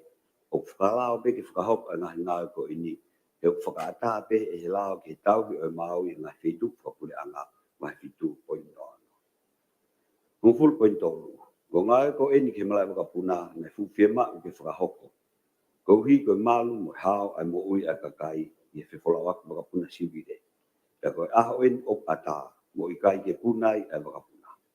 Ka e malawa lere iai a ngahi ngāu e whaka-engineer o whakahoko ki malawa wakapuna ke au ki tuunga o whima u. E ki baha taimi ngāu e na tukuang e whakatatau ki e kontuleki. Kongo full point wha. O ki kai koe fufua taimi ni ke whakahoko ai ha ngahi ngāu e peheni a sāpate. Na whakahoko pe a ngāu i tatau ki whakalere i mlai wakapuna e wa pia mwhua motu i ngahi tau kohi. Whamoni, loma taha, tohi kore ki ngāu i sāpate ki ono whakalere i o tō anga wakapuna, mlai wakapuna sa lote pilo regu, mo e tari e aho ua o sune wa mau o flumato. Loma ua, tohi kore ki whakaata a ngāu i sāpate, o e aho tolu o fulu o me wa mau o flumato. Frame Tree Developments Fiji Limited. Loma tolu, tohi me sekretari ki kabineti, whika wak me tutun kabinet, whika whangia o fulma balu a tolu o me wafe maono. Loma wha, whare i whakalao, e whakahinuhino lao seniare, ki e whakatonu lea, ai kupuono o e lao ki he tauhi o e mau i ngai whitu whakapure anga. Loma nima, lao ki he tauhi o e mau i ngai whitu whakapure anga, kupuono, wai whitu poinoa. Matuunga tahtaha. Mole koloa e pule anga i kai ilo pe oku ife. Koe kautake o pule anga o na nga fa ake ono tau e koloa me me anga au e pule anga. Kai whatatau ki whamatala atita o nga au e pule anga me whai pau ki lao. Wanoa wataha. Ke wanoa wataha wanoa wawa. O mole pe anga i koloa e pule anga. Te oku ikai ke toi ilo ia pe oku ife. Koe konga eni o whamatala e atita o ha i pes whao. Mole koloa tau hi tupua. Na whamooni me he ofisa whewhanonga aki, ko ngai koloa tau tupua mole me he CET ai pū. O ikai ke lava o tala ai whitu o iai. Taha o ngahi motolori hiki dump truck. Na e watu ki he meidek, ka na e whamahino me meidek o ikai ke nau mau te o ife. Ko e motolori hiki, mai ko ngawe pa ngā whatatau ki he pa ngawe pou. Na e ave minista paanga o taimi ko ia ki ene vahenga whiri tonga tapwha. Na e ahe ata e atita ki he office tonga tapwha e huma kirikau. Ka na e kai lava o tala ai whitu o kiai ai lori. O mautui ko konga peeni o ngahi koloa o kuria me he tauhi ai pure anga. O maupe. O maupe e whamatala o kiai ai ngahi lori peheni o asi i ngai vahenga whiri eni i. Koe whahinga whonga hala muta e maaweni e ikai ke tolonga mo maawai e koloa e pure anga. Aia na whakatau mua ki he kakai whalukfua. Kai ngā aue ak peia ki he lelei whakatau taha pe whakakulupu. O toton ke kumi kotoa e ngahi me ngā aue peheni o puria. O oua te tukutuku noai. Te tau tea a kautaki o nau mau i ngai whonga tau koloa toton ai pure anga. O i gai whalala anga ha pure anga o nau ngā aue aki ai whonga hala. O tai mau ko ini. Ngai whamooni ke mga tuunga tahataha. Uraki pesi o whamatala atita. Tali, tataha po ni taha. O kai mo oni e whamatara kau ke mga tūngani. He kai ke mole ai o ngokoloa e puli anga ne whaha atu i he mga tūngani. Tataha po ni wa. O ku kakato pe e koloa e puli anga mo e whetu o ku iai. Ko e tuunga lo tonga eni ai o ngokoloa na ha i he lipoti ai atita o ku mole. Ei, ko e motololi hiki nai o atu ke potu ngaue ki he whamatala ea mau anga iwi. Mo anga whamatala, toka ngina ai ngahi whatamaki whainatula, a takai whetu taki mo whelili waki o ea, o ku tauhi mo toka ngai e potu ngā wei, pi, ko e motololi hiki me he whale paanga na e tauhia, i he ofisi o whafofonga kakai o tonga tapwha, i he lotonga, e kei whahoko whatongia e whafofonga malolo o i wahenga. Si, na e whaake e motololini mai ofisi wahenga o tonga tapwha i e wanoa uowa pia le koti ko ki e tohi koloa asset books ai ofisi wahenga. Na kaua motololini i e ngahi koloa na e watu ki e whafofonga lolotonga o tonga tapwha. Na whaha e whafofonga malolo ko ngahi le kotini ko i e ofisi o e whale alea. Tataha po ne tonu, ko ngahi koloa ko toa pe ai pule anga ka waia ngahi koloa me ngahi po kalama toko ni o le kotia i ngahi koloa tu umau asset register ai potu ngau e takitaha pe o tutuni ke whahu a le koti ko ia i e potu ngau e paanga i e aho tongu furu mataha o siulai o tau whapaanga ko toa pe. Tataha po ne wha, ko ngahi mahu inga eni ko ngau e mahu inga eni o tokanga lahi ki ai e pule anga o tataki e potu ngau e paanga ke whapapau i ai kakato mo wha mahu inga to tonu ai ngahi koloa tu mau fixed asset ai pule anga pe le koti mau mo tau i malu e ngahi potu ngau e takitaha. Whakamooni, taha whaloma, tohi me he pule whakawahe wahenga kolofo ou ki he loli i tonga tapu whaa. Ua whakaloma, tohi me he taki ngau e leo leo a potu ngau e Maydeck, CSD, ua/ua/uatolu/nuavalu/uatolu, i aho tongu fulu mataha o akosi wanoa watolu. Matunga taha wa. O kuikai ke tokanga whiunga e pure anga ke nau ngā aue ke ngahi lau whakanganga mahu inga ke whonua. E whahu taim totonu mai ke whare area, kai lava ke ngā aue lelei mo taimi e whare area, e koe ngahi lao o whie mau ke lelei whalufua e kakai mo e whonua, pe ke whai motari e whare area. Ia report whakatau anoa wataha anoa woa atenseniale pesi woa. O pune whaha mahino mai o tuai a whakahu o ngahi lao ki wharealea.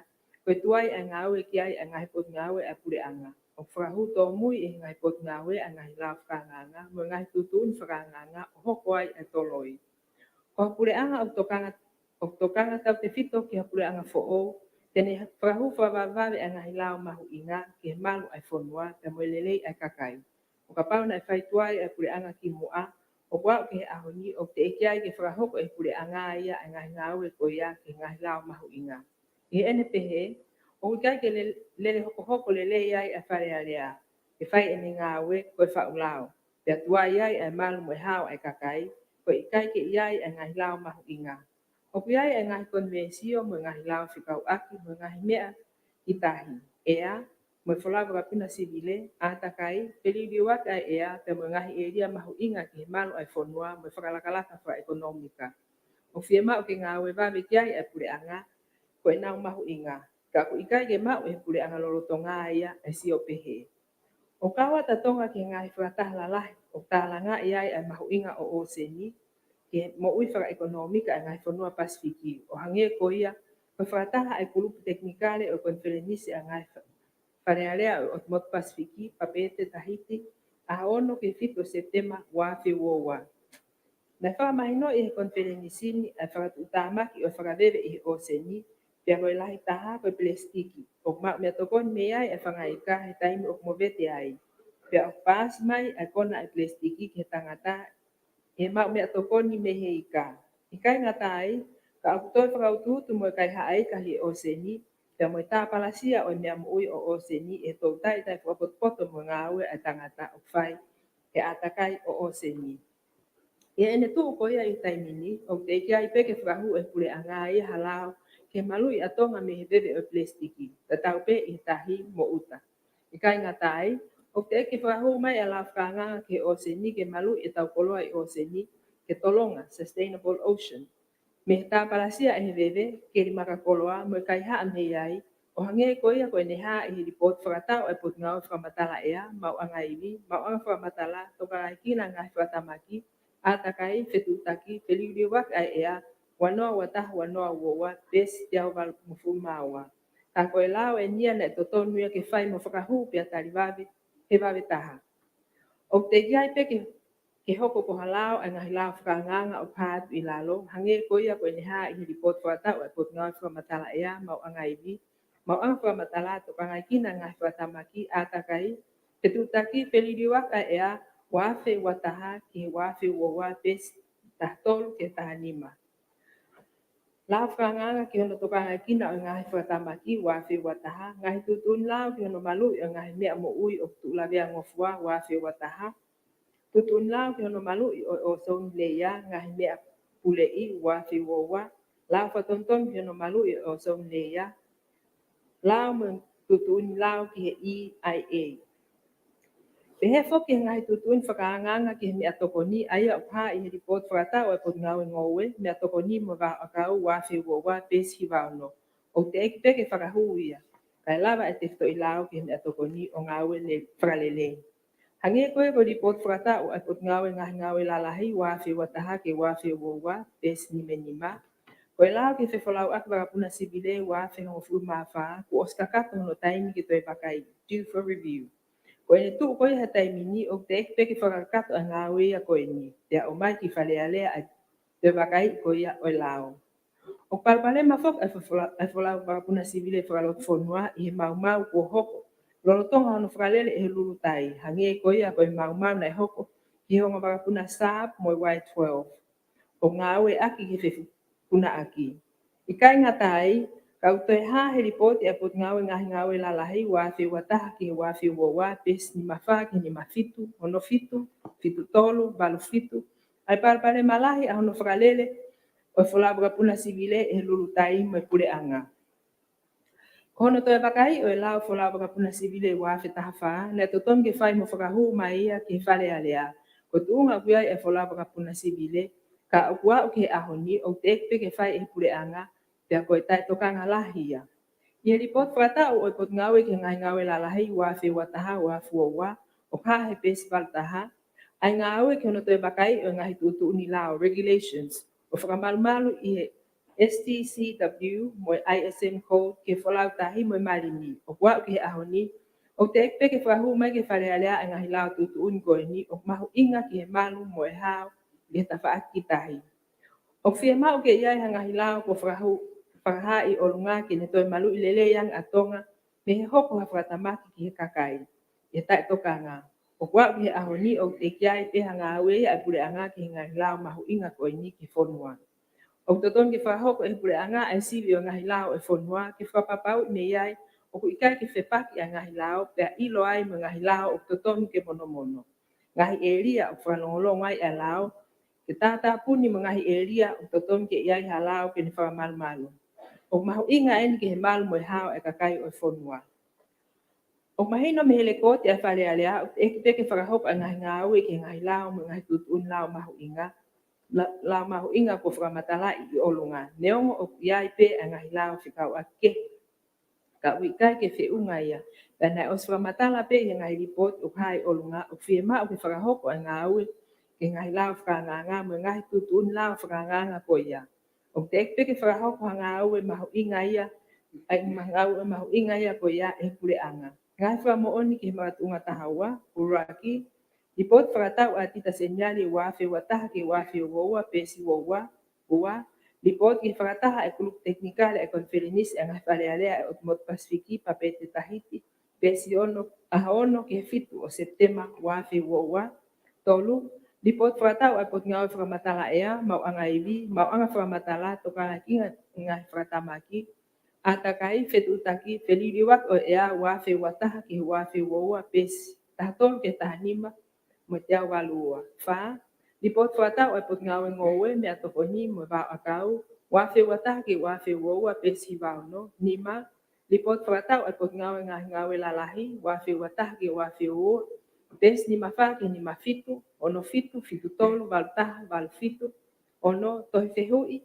atahatol osune wafe watolu Matohitari me kalake aua agos wafi watolu. Tali, tahaua pone taha, o ku ikai ke mooni e tuku aki i o pehe o ku ikai ke pokang ai pule anga ki whahua tua ngai lao whanganga ke whalea lea. Tahaua pone ua, o ku mahu inga ke uwaki whato ngai o ki ai pea ngai tut uni ngā ue tu mau ai pule anga, peka waki mono whahua tua ngai lao whanganga ki whalea lea.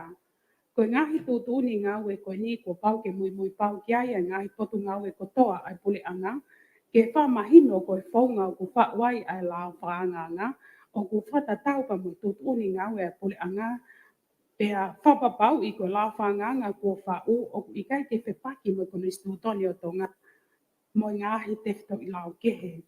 Tahaua poine tolu, ko e wā, o ku mahu inga ke whatonga i ko ngai lao whaanganga ko toa pē tau te whito ke ngai lao whaanganga ko ne wesia e malu, to tonu moi mo uia e kakai o tonga, o ke aia e whatongia ai potu ngā ue o ana e lao whaanganga ko e ni, ke au tonu ke kakai o whahoko ai whepota noa aki, mo ia ko whekau aki mo lao whaanganga ko ia.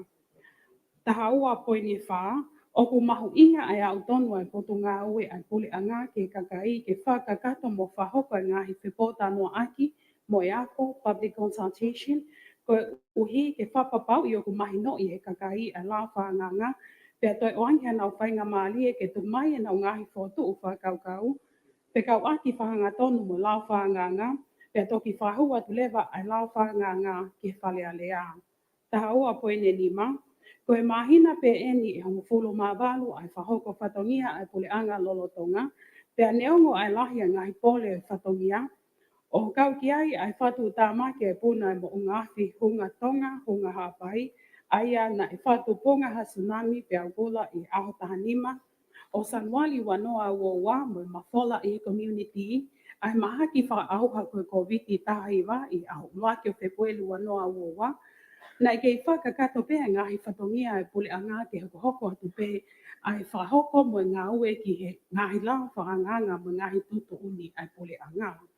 Taha ua poine ono, o ku whatonga i he pule anga lolotonga ai mahu inga ai lao mo ngahi tutu uni ai pule anga ke tau i o melino i tonga mo mamau luta e nofo mo malu ai kakai o e whanua.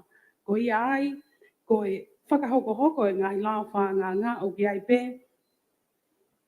ai tokanga makehe ai pole anga ki ngai lao whekau aki mo patseti ai pole anga he ko ngahi lao tokoni ia ki he mau ai paanga ke whahoko ake whatongi ai pole anga ki kakai o whanua. Taha ua poe ne whitu o kuto iai foki mo e tokanga makehe ai pole anga ki ngahi whatontonu ki ngai lao o foto mai e whamau anga lahi o tonga. Ko ngahi foto u koe ni o hape i ngahi taha tutuni e whamau anga i hola e ngahi hopo nai whahoko. O ku whato ngā iai e pule anga lolo tonga o ku mahu inga ke whahoko e ngai whatontonu ki lao o ku foto mai e whamau anga lahi e ko ngahi whatontonu e ni whekau aki mo to tonu mo malo e kakai i lao ke ngahi hia mo ngahi lao whekau aki kehe. Taha ua poine walu, i he wahata imi no koe ni o whahoko whatongi ai pule anga, kua tari ai mo ka se te i a ngahi lao mo ngahi tōtoni ke kehe e tono furu mātolu, wakai ki he whamatala whalahi taha ua taha. Taha ua poine hiwa, o ku whia mau ke whatonga i ko osi whakakato e pule anga a ngā ue ki lao ko e nina i tukua ki o utuai a ngā ue ki ai. Ei, lao whaanganga ki hono tokanga i kina, a ngahi whatamaki wanoa wataha. Koe lao whaanganga koe ni na Australia e whalealea i aho wa fulu manima o Agosti wanoa wataha. Koe lao ki he pule i ai ala hoko o whatamaki wanoa wataha. Lao whikahonga fulu mataha o wanoa wataha. Na e whahu ai lao koe ni ki he whataha toko ni ke whamooni hua whakiai e ni awhio. I he aho honga fulu mataha o katopa wanoa wataha. Na e toloi pe ai whamoni huawha e ni awhio ki lao ko e ni i he pule anga ki mua. Kana e whatau ngā i he pule anga ko ni ai mahu inga makehe a lao ko ni o whatau mua ke fotu.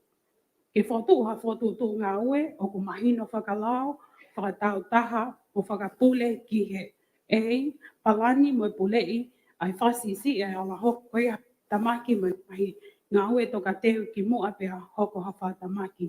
Ihi foto tu ai tali ki a mea whawhawha lo tonga ha whatamaki si whawhaingo fua ai ngā ue ki whaake ake me ha whatamaki i hili ha whatamaki. Ko ia ai nai toi whahoko pe e pule angani ha toi tau tapa ki whataha toko ni mo toi tuku atu pe ha ki he whataha toko ni ha ngahi whamatala makehe whekau aki mo lao koe ni.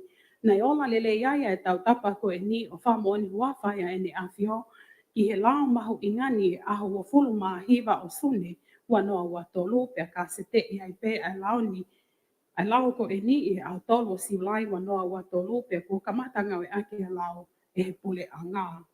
Pihi, lao whatontonu ki hono malu i o soun leia, ko e lao whatontonu ki hono malu i o soun leia, lao whika wha o wanoa wa taha, na talia e he whale alea i aho mofulu a kosi wanoa wa taha pe nai whamooni huawhai ni a whio ke laoni i aho mofulu maa walu o katopa wanoa wa taha pe a kasete i aho nima o Novema wanoa wa taha pe a oku lolotonga ngawe aki a laoni e pule anga. Taha ua poe ni hongo fulu. O ku whia mau ke whatonga i koe tu unga eni a ngai lao kehe nai tuku aki i o tuai a ngā ue ai pule anga ki ai. Si, lao whaanganga ke o se ni ke malu e tau koloi o se ni ke Tolonga Sustainable Ocean me hono tāpalasia e he wewe keli maka koloa mo e kai haa me iai. Na tali he kapineti ke hoko ato e ngā ue ai potu ngā ue meidek ki he lao whaanganga koe ni i ahongo fulu o sune wanoa ua. Koe lao whaanganga koe ni na kamata ngā ue ki ai ai potu ngā ue i he wanoa ua taha i he pule anga ko hili. Koe lao whaanganga eni ke tūtu uni ki he palani ai ngā ue aki, langa hake, tokanga i kina, mo malu ia o seni o tonga ki he lelei ai kakai o whanua.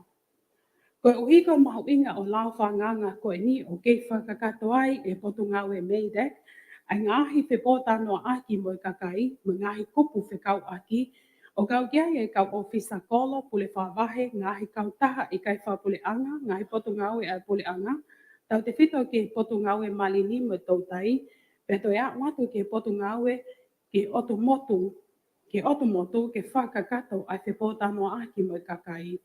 Ko kakato ai ngahi ngawe ko ni pena e whahu mai ai lau whangangani ke ofisio a teni seniale pena ke whahoko no toi wakai i aho hongo fulu maono o a kosi wanoa wa tolu.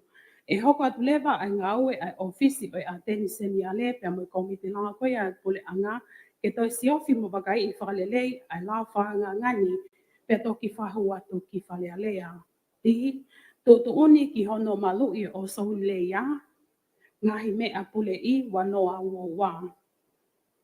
Na e whahoko pe ngahi ngā ue whelawe i ngahi tutu uni ki he malu i o sohun leia, ngahi mea pule i he wanoa ua taha. Ka kehe nai whakakato e lao whatonton ki hono malu i o sohun leia, lao whika wha o wanoa ua taha o ha i olunga, a ngahi whia mau nai ha i tutu uni koe ni, ko iai nei i kai ke toi whia mau, ke hoko atu ai ngahi ngā ue ki he tutu uni, laoni. Taha ua poine taha. O ku whia mau ke whatonga i koe lau whanganga koe ni o ha i lalo, nei tukua ki e pule anga o ku tuai ai ngā ue ki ai. O ku ikai kau ai ngahi lau whanganga mo ngahi tutu uni koe ni i e pokalama lau ai pule anga lolotonga, koe uhinga, koe ngahi lau mo ngahi tutu uni e nia ai pule anga ko hili. I ngahi tutu uni lau ke hono malui, o ngahi mea mo ui o tō lawea ngofua, wanoa wataha. F, lau ke mo tutu uni, lau ke EIA.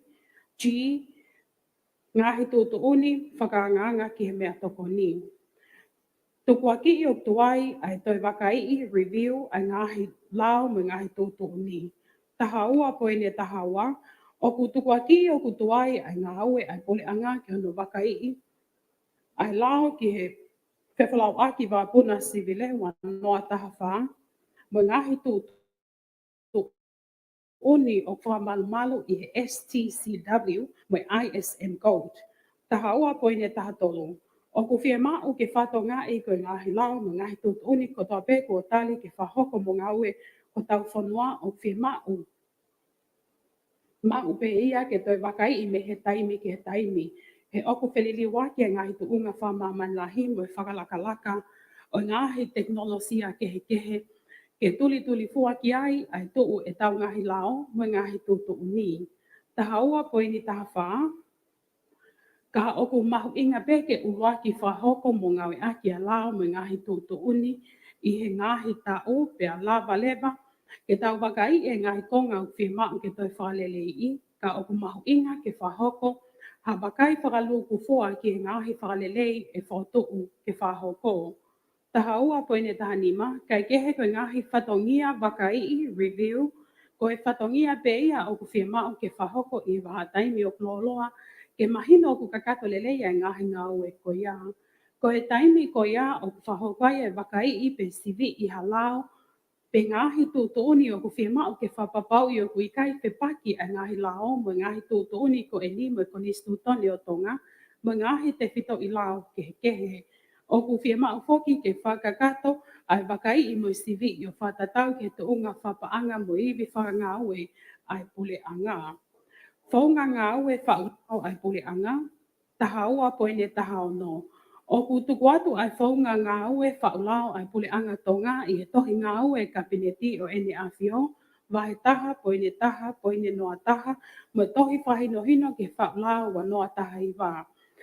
Wahi whakotu kotoa ai kabineti o ku whia mau, ki he lao o ku whakotu uia i he pepa kabineti, o whahoko ki he kabineti ai ngahi tau mua ngā ue ke a usia, taimi te pile ngahi whakotu ki he patseti o whelawei, whamatala mo ngahi mea kehe o whelawei mo ngahi whakotu, pea mokole ai tali ai kabineti ai ngahi whahinohino whaulao ke whahoko ke ofisio a tenseniale, pe ke kau whaulao me tu a ko whakamawhai.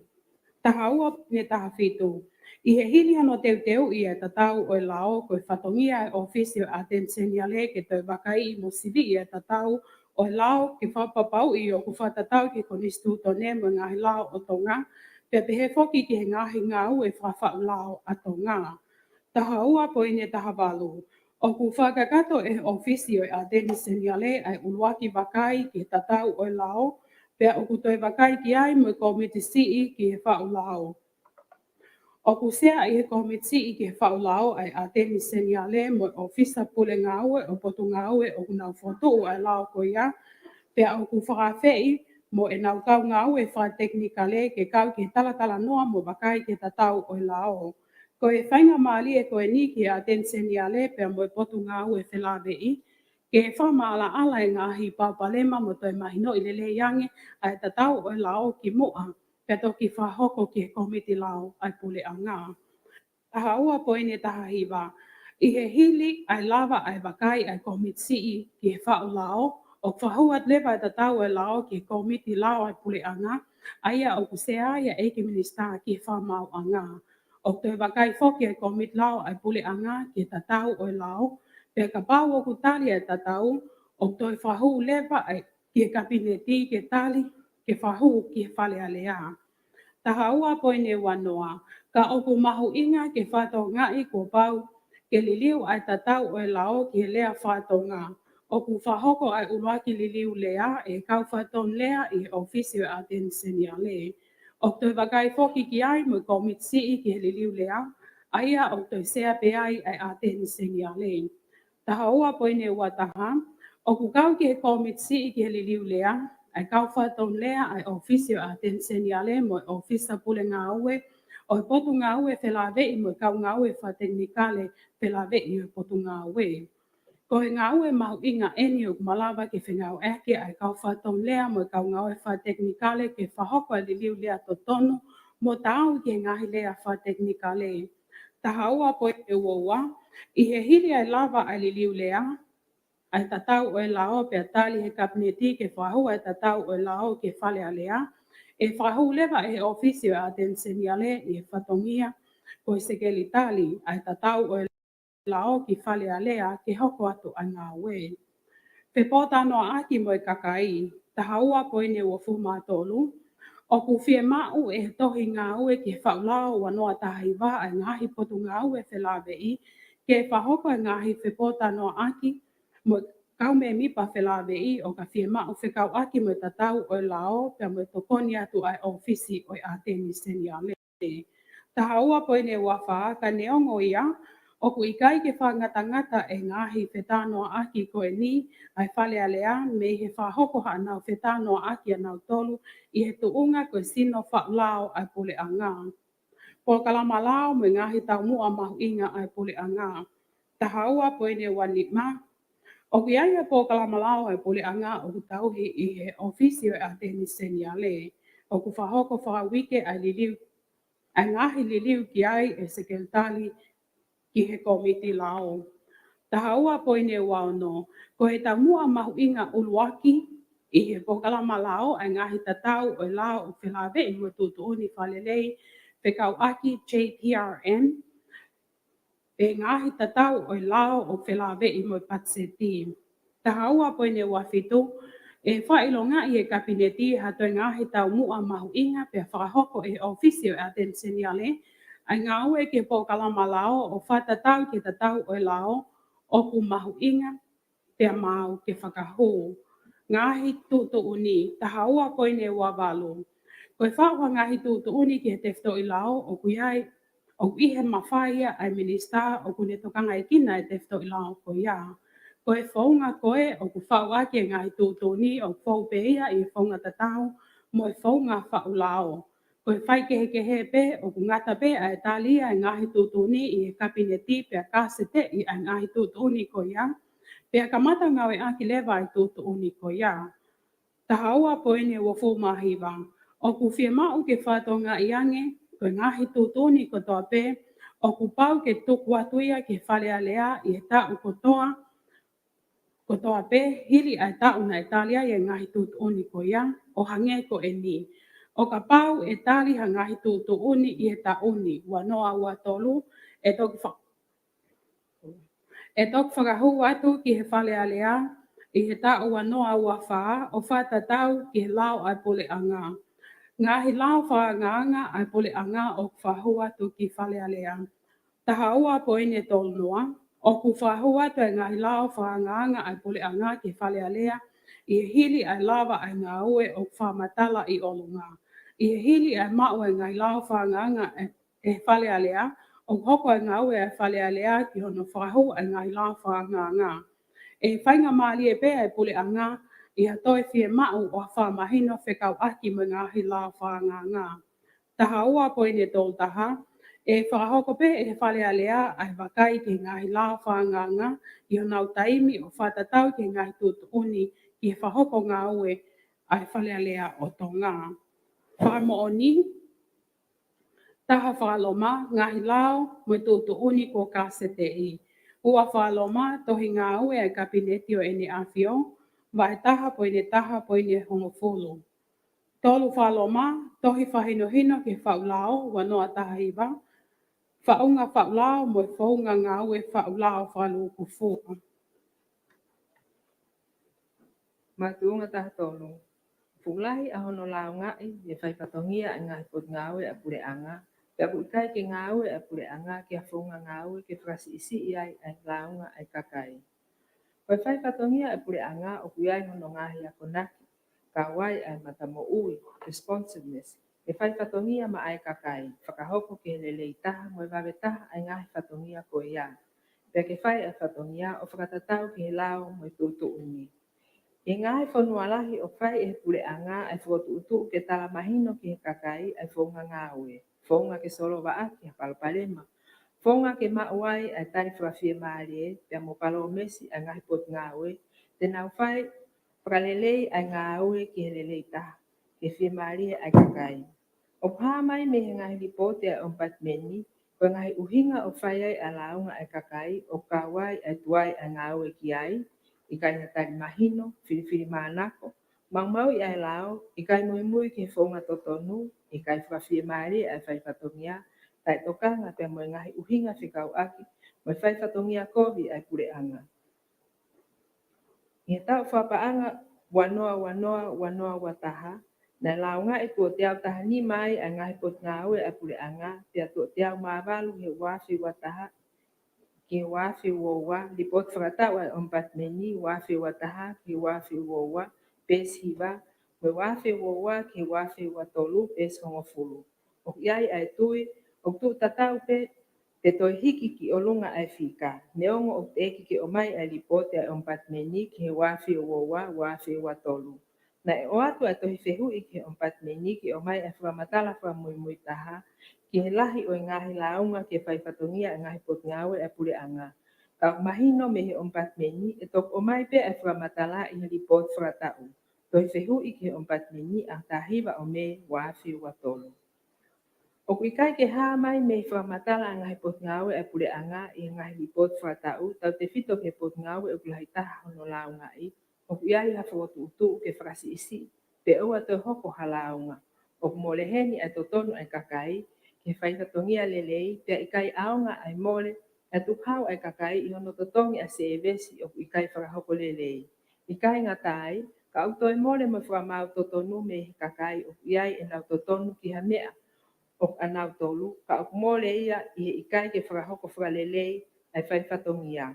Ngai whakamooni ki he maratuunga whikataha tolu, uluaki, lipot whakatau ai ompat meni, wafi wanoa ki wafi wataha, pes hiva, Ua, lipot whakatau ai ompat meni wafi wataha ki wafi wowa pes hongofulu, tolu, tohi whehu i ki ompat meni a tahiwa o me wafi watolu. Tali, o ikai te maoni e tukua ki o pehe o kulahi o no launga i e whaipatongia ai ngai pot ngau e pule anga, pe o ikai ke whai e pule anga hangau e ki ai. O ku taki halai e whamatala koe ni, e koe launga i pe eni o pe seti e ua, pe oi toko lahi ko ia kau ngau e whapule anga. Tā tolu poine wa, ko he toenga e kau ngau e whapule anga o kunau ngau e mate aki mo osi kia velenga, e ngahi whatongia ke kehe i ngahi potu ngau e pule anga. Ka oku hoko ai ngau e ompat meni ko me afua, pia mo e whatokanga ke kau ngau e whapule anga ke te whahoko lele yange o nau ngahi whatongia i he taimi kotoa pē. Tā tolu poine tolu, o ku tau mua e pule anga ke whahoko a ngai sevesi kotoa pē ke tonu, kakato, pea i hono taimi to tonu he taimi kotoa pē. Pea o ku iai lewa mo i whaunga ngā ue ke wakai i pia sivi a ke whahoko whatongia ai tō taha ngā ue whapule anga, mo ngāhi potu ngā ue ai pule anga. Tā tolu poine wha, o ku i kai ke tai tokanga ai pule anga ke paupalema pe launga o whahoko mai ke ngāhi potu ngā ue, o ta tau pe ke ngāhi launga ki he ompat me ni. Tā tolu poine lima, o ku mahu inga ke whatonga i, koe mahu inga ia eni ai pule anga ke whapapau i o whahoko lelei ai ngāhi ngā ue, ai ngāhi potu ngā ue, koe me aia o hoko atu ai ngā ue koe ai ofisi o Mpatmeni. O ku hoko lewa ai ofisini ko hawhei tuu, o ku ngofua ke launga ki ai kakai ke tokoni ke whalelei i ange ai ngāhi potu ngā ue ai pule anga. Matunga taha ke whamon sieke pe minista ke ngā ue lalahi ono po 17 tō moua e sieke ai poate Friendly Island Shipping Association nolotonga ia ko os minista. O tutuuni e kupta wha o e lao ke ngai business e pule anga e ikai ke whakanofo ha minista ke la kangatale kita o poate. Pe o tutuuni e kupta tau ka iai hatale kita o kandidate whalealea ko pau ke lau o whakawhisi e aho na ele sisita kandidate ia i hange ko ene hatu i lalo. Ta wha, whakanofo mohono tuku ki tua e kau tale kita ke ngai poate ngai business e pule anga. Kupsi uraki. Ko pau ke whakanofo ai minista i he loto ki ai a kabineti, hani ihi ko e kau tale kita o ngahi business e pule anga, aia i he whakakaukau ai minista e tokoni ke ngahi business e pule anga, ke mau a e nau tefto i tau mua. Kupsi iwa. Patatau ki he laoni, ko pau ke ikai whakanofo pe hoko aku ha meni pa o kabineti, te o e whalealea pa tale kita o ha business e pule anga, tuku kehe i he ngahi taimi koia o whukotu wai ha business fo o e pule anga. Pea pehe e pule anga o whiema o ke whakanofo kau me mipa o kabineti ki hawa haa taimi whakataimi. O ikai lakahake i he mahina e hongo furu maua me he ahona e whukotu wai e business e pule anga ke whukotu ha business fo o e pule anga. Kupsi tolu. Tuku kehe i hono tuuni i he kupsi iwa ko hatale kita aia o kule sisita ko ha kandidate ke whalealea ko pau ke lauia ko ne whakawhisi me he poate o business e pule anga i aho e le sisita. Kai whatatau ki he tari tohi ai e minista ke ngahi ngawe lalahi, ke tohi whehu i a whapufonga toa tapwha, koe mo oni pe o kei wha mo on sieke pe i he sieke ai kau taha whisa. Koe ko ngai ni ene tari ke whehu i, pe o kei wha mo on sieke pe ia i he whisa, ka kua os minista. Koe toko taha signatory ai motu ani, na i whamawhai i he poate kau tale kita whisa, ke wha mo on i he ngahi sieke ai whisa, me he tainisi me he e whakawhisi whatu pake, na i loto e poate ke hoko at pe a e wha mo on i he sieke whisa, ka tukuang ha taimi ke nau liliu ngā ue, ke liliu a signatory panke. Na i whie mau ke oua wesia ai lele ngā ue, na i kai ke mole hapaanga, pe mahino pe ia i he atita o tainono na ak wha mo on iai. I hono eke koe hae hingoa o sieke pe a kauni na e whakamooni ai na ne pehe, koe sieke ngā ue pe ia e kau taha whisa, pe a mao pe ia me kau taha whisa o ka whie mao. Koe tok os pe ia hono eke atu o whie mao. O mautui koe whaungain o pala he os mahino ai lao ki ngahi kau taha business a pule anga, ke oua e kau ha minista ke poate, kana e kei whakamoon sieke pe a minista aia. Te alolotonga ai pole ai minista tokua e ha e whakamatala a tita e ikai hapaanga e mole o os a whakamatala a tita o ngā ue whakapaanga mo e whaupau ki he lao wanoa wataha ki he wanoa wawa o iai e nau haa pe o kakato ano totongi o e malu e ngahi kautaha waka e koe taimi o whakatau hoa ai ki he tau ki mua o no akia e taha ki rutoku. Koe ko ngai no e whakamatala e atita ha i he pesi te au whangofu. Ua poiniwa, paanga hua tu malu i koe ngahi waka. Koe ngahi waka kotoa o whakalele e he whisa o malu ia e kautaha koe Willis Limited USA. Koe te whto i whatongia ia o kautaha te lava o malu i kotoa e nau ngahi waka he taimi kotoa pe. Koe whakamore ki he malu i o whakakawai ai whakamore o ngā ue. Koe lahi o malu i ki he ngahi waka, koe whakilu, hiwa mano, hiwa afe, whitngiau whitwha, i he wanoa. ono kilu ua mano tahafe tongia ono fitu i he wanoa taha hiwa holo aki a taha kilu ua mano tahafe ni mangiau hiwa tolu. O ku ikai ke haa mai e ati praha mai e ati tape na e fefe a ta ua noa wo wa aia o wa uki ai e ne piriote ati ta. Ka kune hoko atu o pehe. Koe tutu ni ngā ue ki he malu i na ikai ke maumai ia ke taim ati ta. Pene ikai ke lava ke whakapapau, ai tonu, kakato, me papau, koe whakamore malu i, koe whakilu, hiwa mano, hiwa afe, whitngiau whitwha, koe kakato ia o malu i ke tau, mo whakahoa ke he holo ko ia, ne whakahātu i olunga. O mau whakatoka ngai, koe totong tō mua ke he malu i, koe tahakilu, mā, whanoa, o whakahā, he whamatala paanga. O mau whakatu atu e whaahinga whaunga ngā aue ni o tai whakalao, pe e kai whai ia, e ka kai whai totonu. I he hiri pe a tohi whehu i kua mau whanongo, tohi whehu i kua mau whanongo kua tu waki a lakanga Financial Controller a FISA. Taru e ose e whiri, mehi November, wafi wataha. Koe tai whakahoko e pare nia hangaue ki he toi whakamooni sieke a ene minister i he business a pure anga, o pāmai ai o ikai ke poupou i ai whaunga ngāue totonu. Ngā he whakamooni ki he makatuunga taha wha, uraki, tohi whehu i moe tari ua whakamatala ātita. Tali, ta whapoine taha, o ikai mooni e ngai whamatala o i makatuunga ni. Ta whapoine ua, nei o si whahua whoki ai tali a Honourable 17 tau mo ua ki whale alea, i e aho hongfulu maa wha o a kosi wanoa wa tolu, kau ke whehu i tatauni pena e whotu mai me he whafofonga o tonga tapu wha. Ta whapoine tolu, i e waha taimi ki mua o e whiri whale alea i November wanoa wa taha, koe tō taha wha mooni sieke, signatory, ma ai kau taha waka o motuanga o wha, Friendly Island Shipping Agency, a Honourable 17 tau mo ua, tō tonga ia ene ke puke a lakanga koe ofisa pule ngā ue leo, Acting Chief Executive Officer, ACEO, o i kau taha waka. Aia na e wha mawhai ia e poa te pule e kau tali kita o i kau taha waka, ke whawhatongia aki e eki minister ai whatongia ni ma ai kau taha waka. Ta whapoine wha, na e taimi no pe ene maua la kangani pe tuku atu ene tohi whawhisi ki e kau taha, kai kau ki he whili whale alea, koe uhi koe whi mau koia ke oua e uesia e whahoko whatongia e kau taha waka, ne toi tali pe e poa teke ke i hoko atu pe ai whamo onia e ki minister he sia ki e kau taha.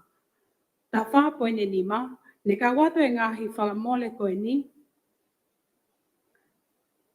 e ngahi whia mau ke totongi e wahe e kau ngā ue he kau taha, pia moe waka, ngahi mo ua whekau aki me ngahi whamole ke he kehe kai malawa ke whahoko whatongia lelehi e MV o tu motuanga o wha, ma ai ngahi tuku i motu me toke lau. Ta whapoini o no, ne tali e poa te ai whotu u koe ni o kau ki ai pe moe mga tuunga ke toi tuku atu moa taimi ke nau ngā ue ai, ke whotu uha o fista pule ngā ue leo leo who'ohu, whataha ke ne hoko atu ai to o whatongia. Ne kau ki ai moe ngā ue ki he whia mau koia moe ngahi tūtu uni ai panke, whekau aki mo hano li liu ai tō taha o whamo oni sieke.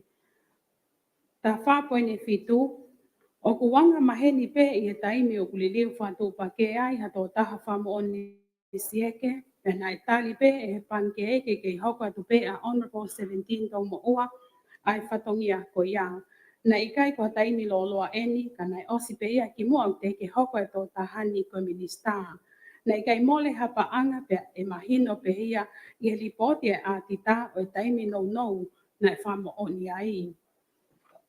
Whakamooni, taha whaloma, whika whitu poine taha, miniti o whataha poate e kau taha waka o motuanga o wha, FISA, o i aho wa whitu o Sanwali wanoa ua wā.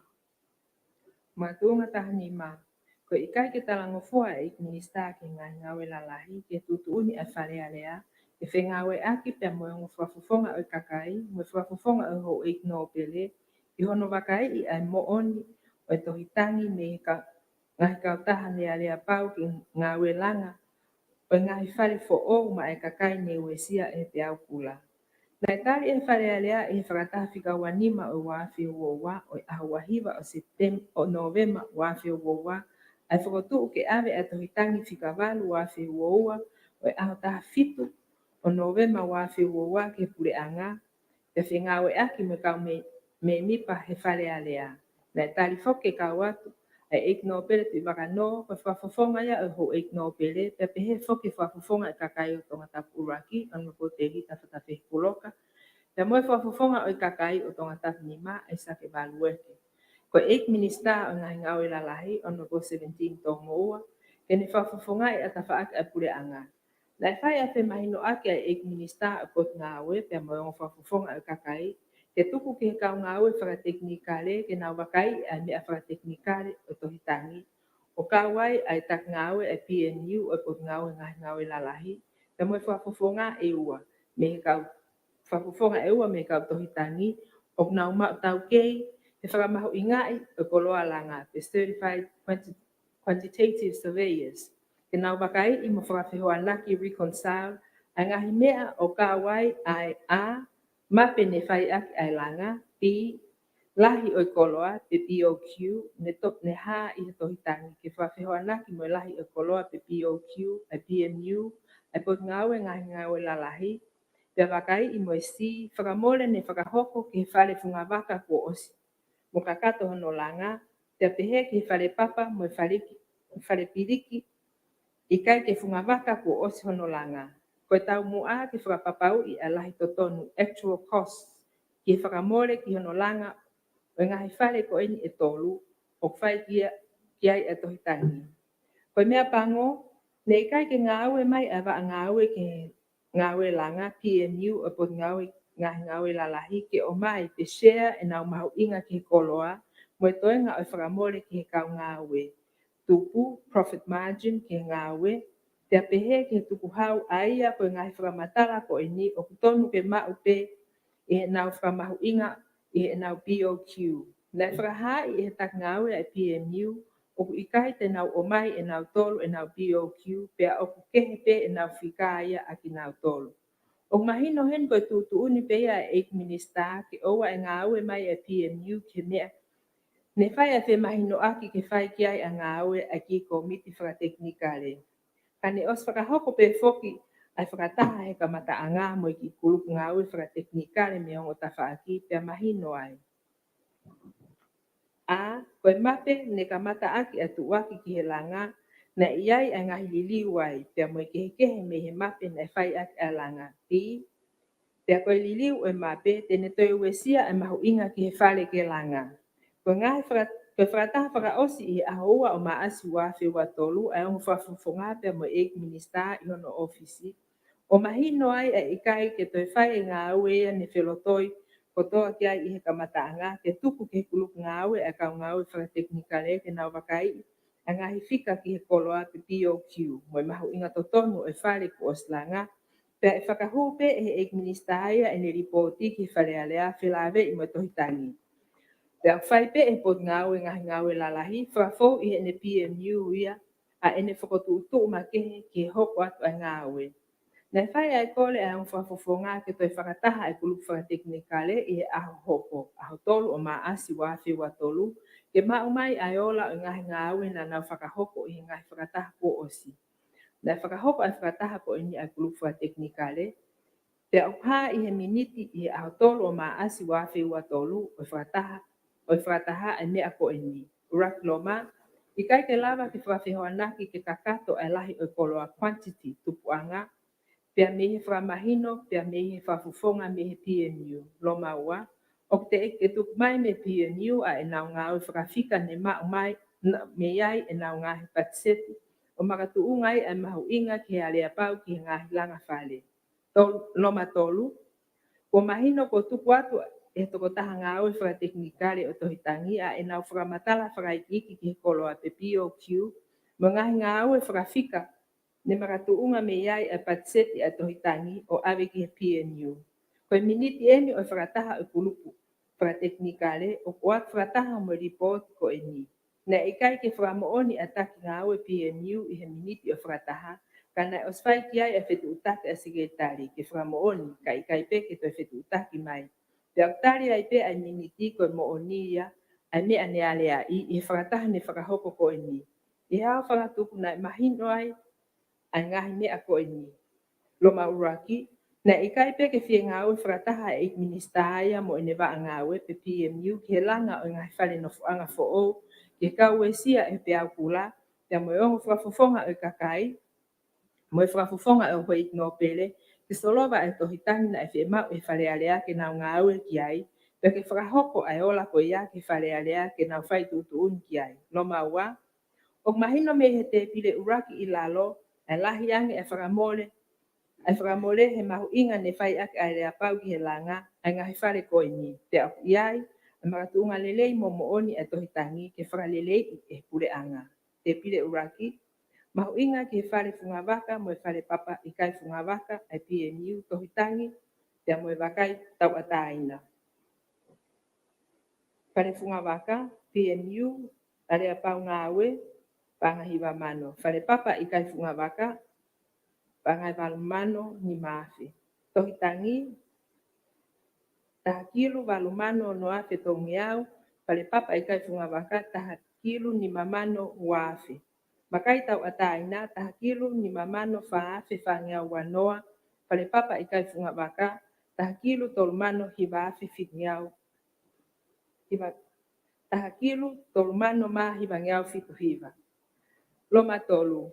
Ke whakatoka ngā iku os whakaha mai pe e kaulanga whare koe ni contractors o whakatatau pe e kaulanga ne nau whakamoon ke tohitangi pe moe whaahinga ne ikai ke nau whakamoon ke tohitangi ai nau talaloto ki he lahi e nau mo ua ki he ngahi kautaha ne hu me iai e nau koloa o whai ak e nau ngāwe ko uhi ko ikai whiunga e mahu inga ne o mai i he alea pau ki he langa ko ini. Loma whaa. Ke whakatoka ngai ne whakaha mai whoki e kaulanga contractors o tatau pe e kaulanga ne nau whakamooni ki he tohitangi pe mo ki nau tol ne ikai whakamooni ne iai a ngai koloa ia ne whetu utakianga e pule e wa toka ngai a ngawe PMU e whakatau mai a ngai koloa ko ini me ngai whare koloa ka ne nau tok whakatoka ngai ne whumamafa e totongi ki he ngai koloa ko ini. Te au nau tai whie maari he whaunga ngawe ko ia e pule i PMU he hange o ikai ke whai totonu ai whatongia. Loma nima, ke whakatoka ngai na e iai whok ai mea e minista ke ngai ngawe lalahi, ne iai ai ngai kautaha o nau tupu ki nau tolu, e nau langa whale. Aia o nau pehe o whiunga pe mahu inga ia na e whai ake ai alea pau e pule anga. Na e whai ai kore ai kau me mipa e komiti ki he minista ke o mai e POQ ai ngai kautaha ko ni o ne pehe o nau tupu profitable. Ke whai hawakai tau ataina ki ai, pe ke tokoni ki ngahi kautaha o nau o kulau o nau whaingata ia. Kana ikai ke o mai a ngahi whamatala koloa ia pe POQ mo nau ngahi mahu inga e minista ke whai hawakai ki ai. O kale waheni a tai whalala anga e whamatala e minista ki komit whiri ai whare alea. Lo mauno. Nai whai ai whakotu i ke ngahi kautaha ko ia o nau pehe o nau tupu profitable i ngā welangani ke nau whai mua tohi o whakatu asila ke sea whale alea o whakamahino o whainga maarie pe ai paanga o nau mau me he alea pau ki he langa whare ka au te ki ai ke whai ai tohi a ko ia. Makatuunga hi e kai ke lava ke o mai a ngai whakamatala ko ia pe POQ o tai whalala anga ai whakamatala ko ia he o ikai hano whakamooni ki ai ke hange ko whakamooni ko mau me ia ki nau tolu ko osilanga o osi ai whare whungawaka, whare papa o ikai whungawaka. Ko hono whakatoa o tai whalala anga ai ngāwe e pure anga ki ngahi kautaha langa ko e ni, ki hono langa ai ngai whare nofu anga. Ke heki kiai ak nau tolu ne wesia i he pe au kula tupu me he puna e mo ngafi. Ki hono whakahoko ai whunga ngāwe o tai mahino mo tai mau. Mo ikai whai totonu o wesia kovi ai alanga o ngai whare nofu anga fo o ko e ni. Te mo ene wesia kovi ke tu unga whakapaanga i ngai kautaha langa. Te pehe foki ki he wesia kovi ke ngai whare koloa ne nau hu koloa me iai. Whakamo ua ka o te eki ke kakato no totong whakafoki ai paanga ki e nau koloa ne hu mai whakamo ua mea ki nau tolu. Me whakahu a ripoti ko e ni ki he kalake e whale alea he ahu wahiwa o maasi wa whiwa tolu. Whilawe i moe ola i ngā ui ke tohitang ko e ni. Ko os wha moon hingoa ki ai whafufonga whalealea o hoe no pere whikaua o tonga tapu lo tui wakano. Whafufonga whalealea o kakai o tonga tapu uraki anu po te vita whatawhi puloka. Te moe whafufonga whalealea o kakai o tonga tapu ai sake valueke. Kahe whamooni ki makatuunga whikatahani ma. Report whelave i moeola o whatotoro ki he tohitangi whikavalu o i wawhi uowa o i ahota fitu o Novemba wawhi uowa. Me ngahe kau tahalanga whale tsunami a tonga ne whamooni kai a whafufonga whalealea o ho no pere whikaua o tonga tapu. Lo tui wakano whafufonga whalealea whikaura o i kakai o tonga tapu uraki.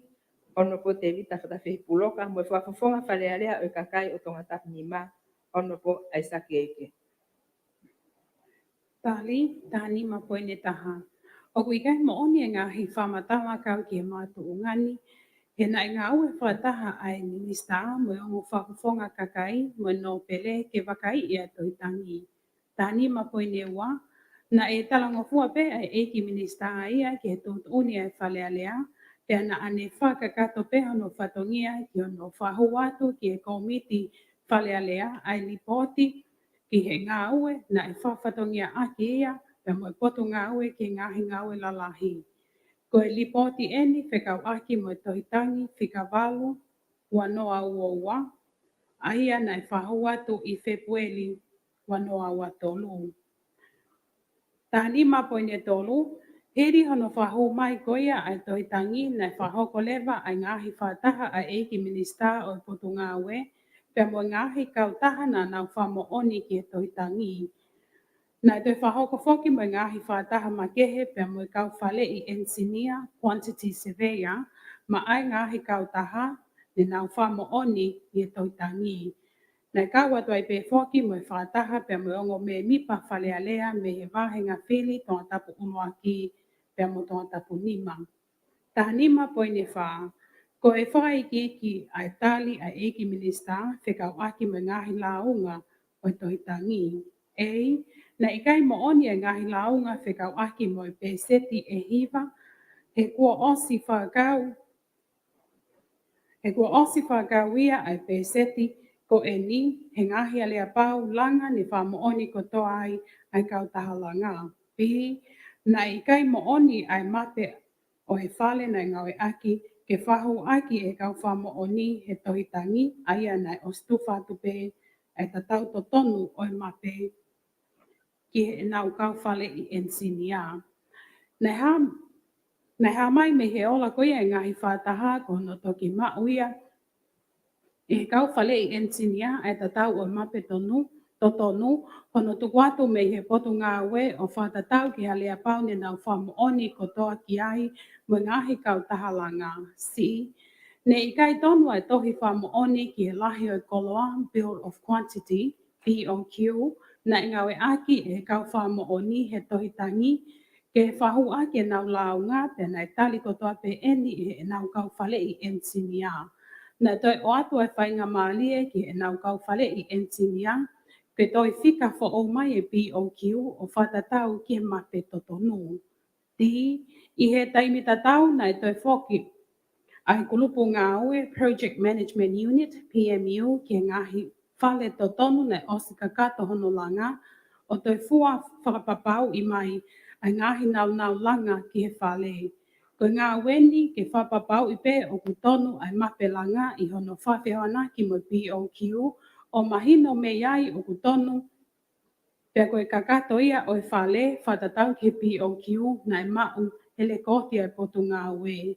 I ene pehe, na toi ngā ue lewa e potu ngā ue ke whamau inga i wha o ai BOQ o whatatau ki he totongi koloa whamui mui taha, pia ki he maa taha e ala whatau ai ngahi koloa me he whare koloa Pacific Timber and Hardware Limited, Jones Industry Limited, mo e anga offer Timber Limited. F. Hiri e ngahi ngā ue nei whahoko ke tohitangi ne whapapau i ai i kai ke mo oni e ngahi launga mo tuku aki i ne whahu atu aki e he kau launga i he tohitangi. Ko hulu eni i he ngahi kontroleki i he hiri hono toa ai totongi i he BOQ O ku ke i e peseti e whanoa o i totongi whakato ape koe na tolanga maheni pe ia o ku tali e ngahi se toa langa. G. Nei kau he ngahi taimi mo ngā aue ki hono tali mo lipoti ki he tohi tangini i ngahi mga toonga na ne ta ofi whataimi e ngahi langa pe a mau mawai a ngahi alea pau e ni ihi. I kai ngata ai ka nai toi kau ki ai mo mole a taimi lahi ono whahoko e whatongia ai PMU ki e poloseki ko e ni o hoko ai a hono ta ofi mo whatatali e ngahi ngau e kehe.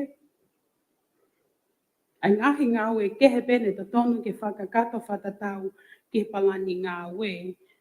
Tahani ma poine nima, o ku mahu inga foki ke whatonga iange whahoko whatongia e ngahi kau tahalanga kehe. Kehe pe ia he poloseki ko e ni.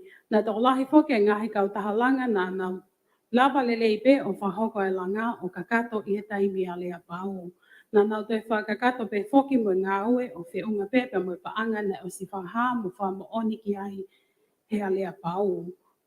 Ko toi foki mai mo kau langa toko lahi na e whamo oni i e tohi tangi o toi hoko atu e nau langa i he a lea pau original na nau whamo oni ai.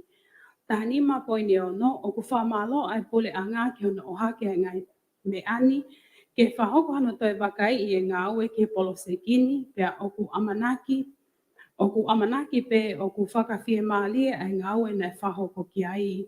O ku kei loto lelei pe ai potu ngā ue ke whengau aki mo ngahi kau tahalanga pea pehe foki ke kau me mipa o whalea lea o ka pau e iai hatoi mea a ngahi mea o ngau tokanga mai ki ai. Whamo oni, taha whaloma, li poti o ngā ue ke tohitangi whikawalu wanoa uowa o e aho hongo fulu mawha o Februari wanoa ua tolu. Hoi ko huka tau taimi te u whangatai ka tau ki maloholo tolo e whare ki nima.